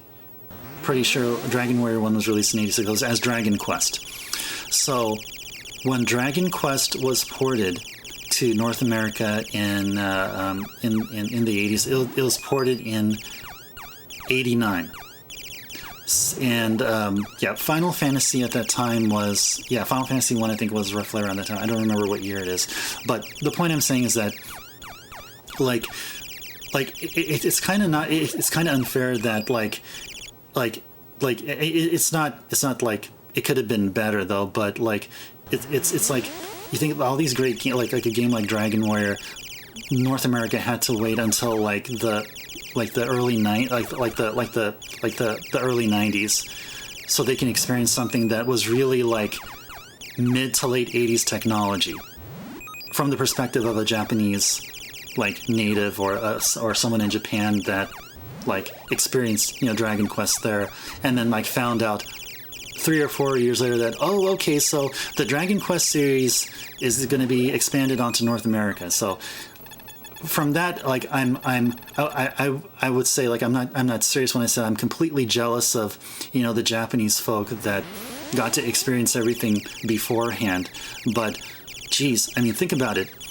If an awesome game like Dragon Warrior 3 came out at 88, was localized, developed at the same time in tandem with when Dragon Quest 3 was released in Japan, and Dragon Quest 3 was like a phenomenon, and it would have really the take on RPGs in the West and in North America in general would have been totally different than what it is now. That's what I believe. That's what I totally believe. And the thing is too, one other thing too. So Final Fantasy 1, at that time, Dragon Warrior 1 was released, and then Dragon Warrior 2 was either released at the same time or a little bit later. But think about this. So, Final Fantasy had 4 characters in the party. Dragon Warrior 1 had 1 character.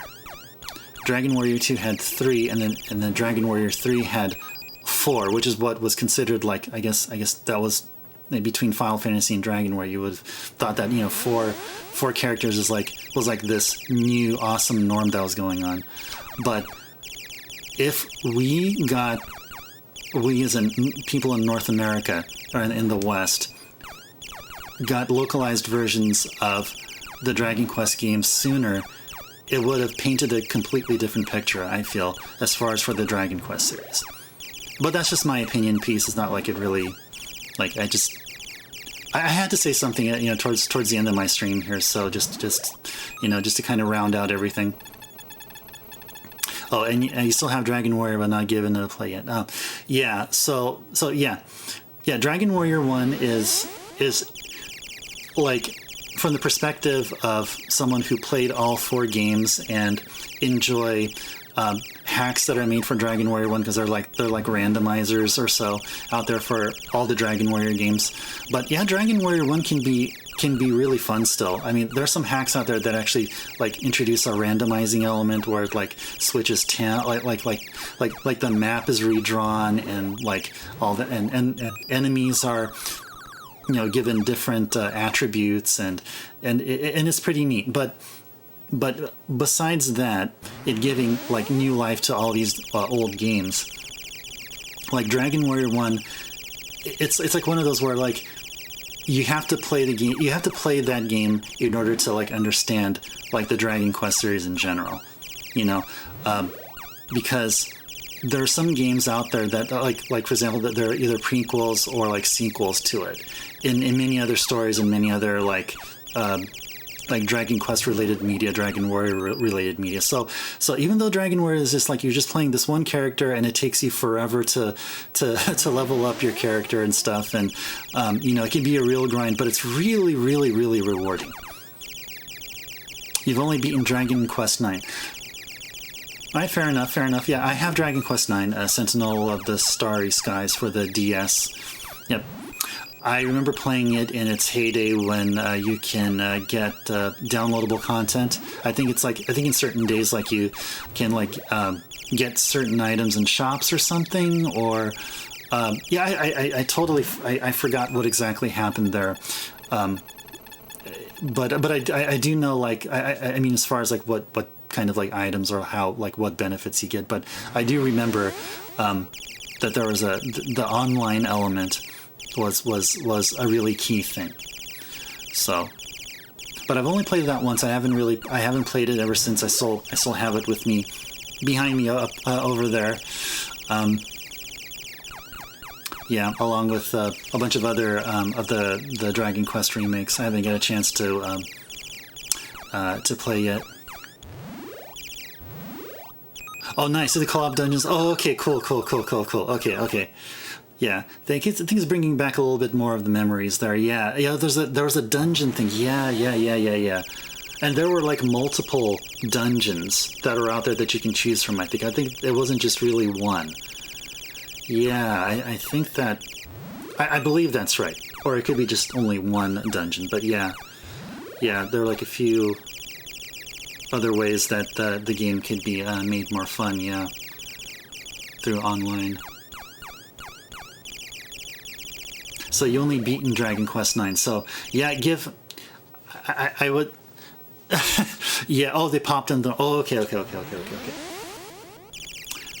So yeah, so I recommend for anyone who's just curious about Dragon Quest, like the current game as of now, as of the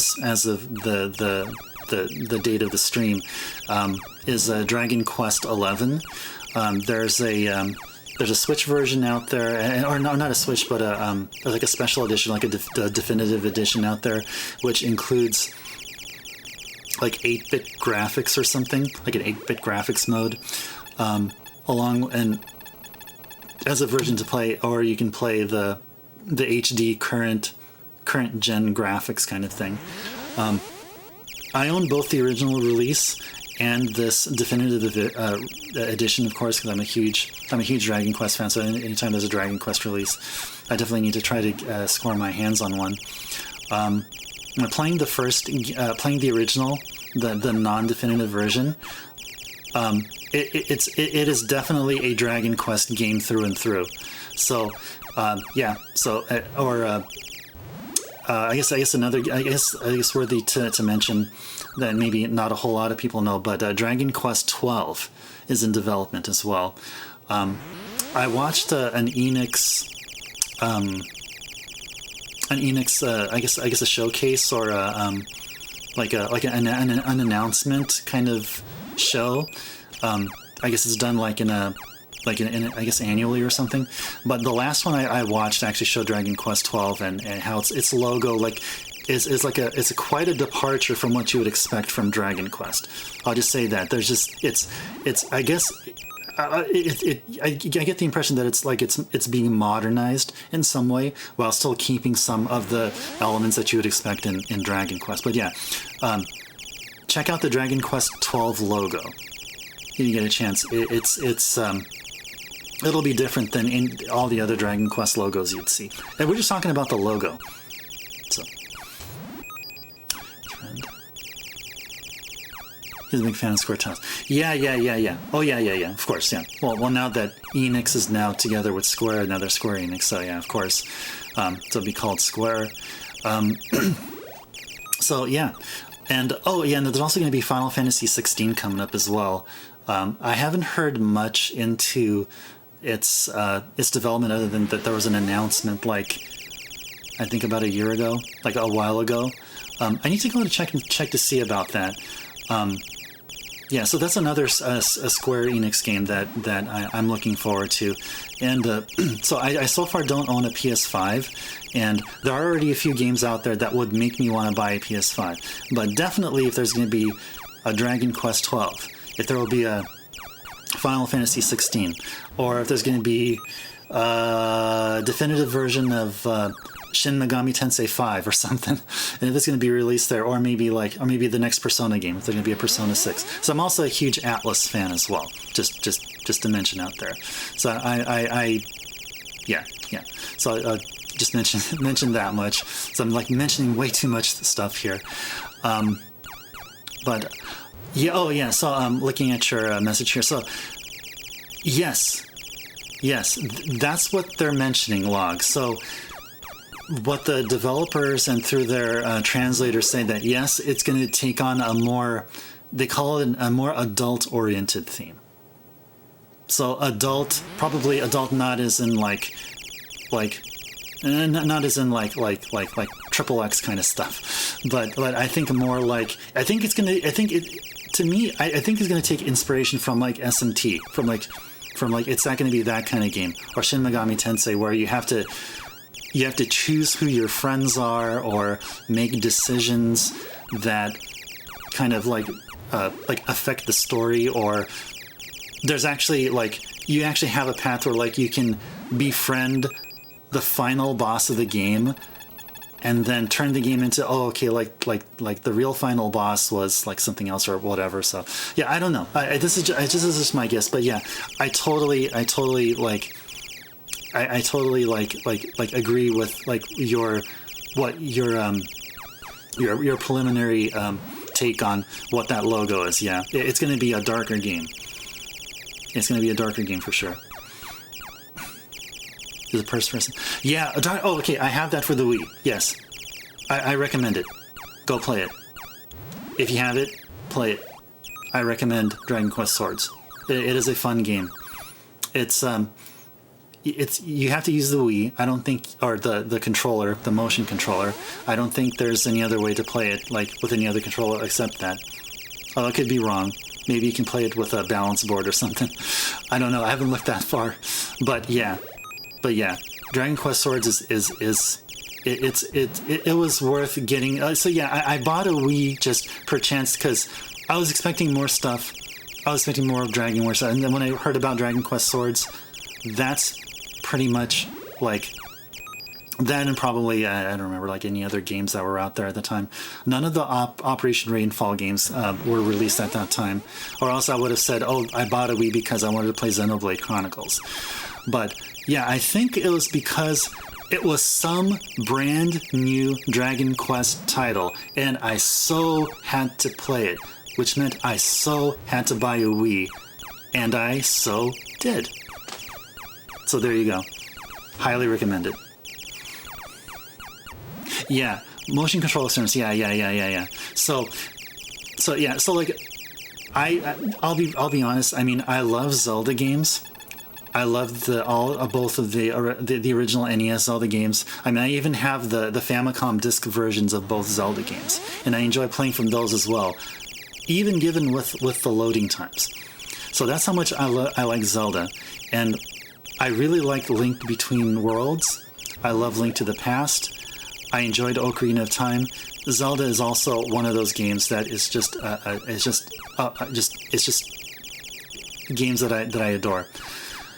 Skyward Sword was the motion controls there were something that I had to sort of readjust myself with.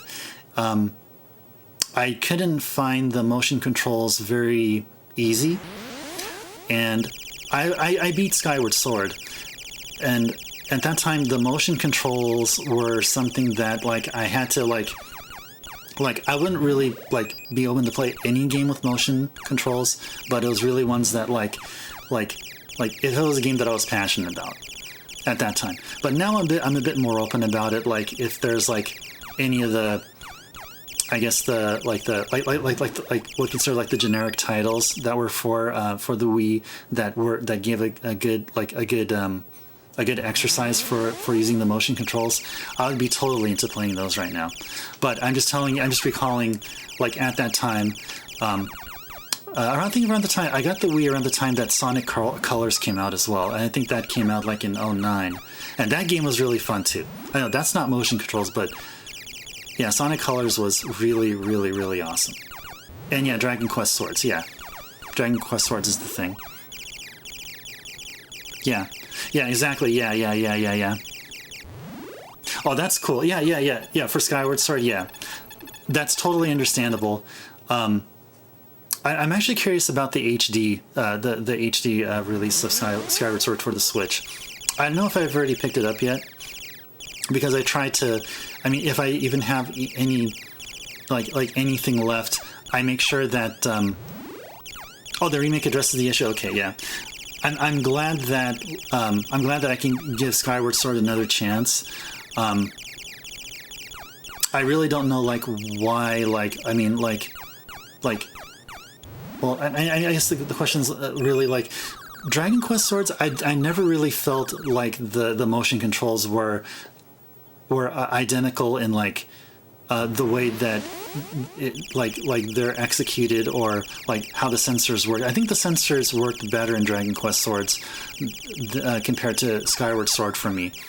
But I could be totally wrong about that. Maybe it's because I was at I don't know, maybe I had like two cell phones, or like I had a Wi-Fi router there, which is kind of screwing the signals between the motion sensor on the Wii remote and on the sensor bar on my TV. And you know, I'm blaming Skyward Sword for all of it. So I don't know. Like, I mean, I don't want to sound like being unfair. So my fair assessment is that like I would totally give Skyward Sword another chance with the remake. And I'll even try it with motion controls, because maybe it might have been something about my environment. Because I've heard a lot of people adore Skyward Sword, and I seem to be kind of like the one out, like the outlier there, not liking Skyward Sword. Not just because you're saying it, Locke, but just in general, a lot of people liked Skyward Sword at that time. Oh, that's probably what it is. Oh, there's no accelerometer. Oh, okay. Okay. It's probably because like the sensors are getting like really busy over there. And it has an accelerometer peripheral. Okay. All right. So it is 10 o'clock right now, 10 p.m. Pacific time. And it is, I'm going to call it for tonight. It's the end of the stream. I want to go ahead and thank everyone who stopped by, everyone who followed me beforehand, as I mentioned, everyone who visited, everyone who said hi, everyone who is viewing my stream. Thank you so very much. And yeah, I want to say that I'll say that my first stream is a success. It's a nice hobby to have, and I look forward to doing more. And I guess the plan would be to, I would still give Bomberman 2 another chance, just play through it a bit more. I'm thinking about other games to try, and it's a part of this ongoing search for speedrunning content, essentially. So just games that I want to get into. Yeah, no problem. Yeah. Thank you, Locke, for visiting, and Thank you, Ebenezer, for being here, and viewing me, and you're welcome, you guys. You're welcome. So let me go ahead and begin the sign-off process here, where I'll go ahead and put up my placeholder here, but just so you'll hear my voice there. Okay. No, I think I had fun. Yeah. This is quite a new experience, because like I've never done this. I've never done streaming. Speaking out in the public it's a really cool experience, and playing games is my passion, and I'm glad that I was able to share it with everyone here. So that's the thing. But it's okay, because you guys are here, and you guys are an awesome community, and thank you for the support, and I will see you guys tomorrow. I will plan to go back at 6 p.m. And yeah, I'll probably continue on my efforts on learning Bomberman 2, and I hope you guys enjoy it. And on that note, I will go ahead and let's see. So it looks like I have 5 viewers. Let's see who I have here. I want to go ahead and do a raid somewhere, but I want to first find out who's on that I can raid. Okay. All right, let me go ahead and check this guy out here. Until this ad plays. Okay, so yeah, before I sign off, let me go ahead and see if there's a raid target I can send you guys to. And so searching. Okay. Let me see. Okay. All right. So I'm going to go ahead and send you guys to I'll send you guys to the Mechanical Koopa. He is he's a streamer of, well, he streams a lot of Konami games for sure. He also does speedrunning and played Castlevania previously. He's actually, speaking about that, he's playing Castlevania Symphony of the Night, and he's doing a rando seed. So I'll go ahead and send you guys to him, and you guys go ahead and, let's see, I'm going to type his name here.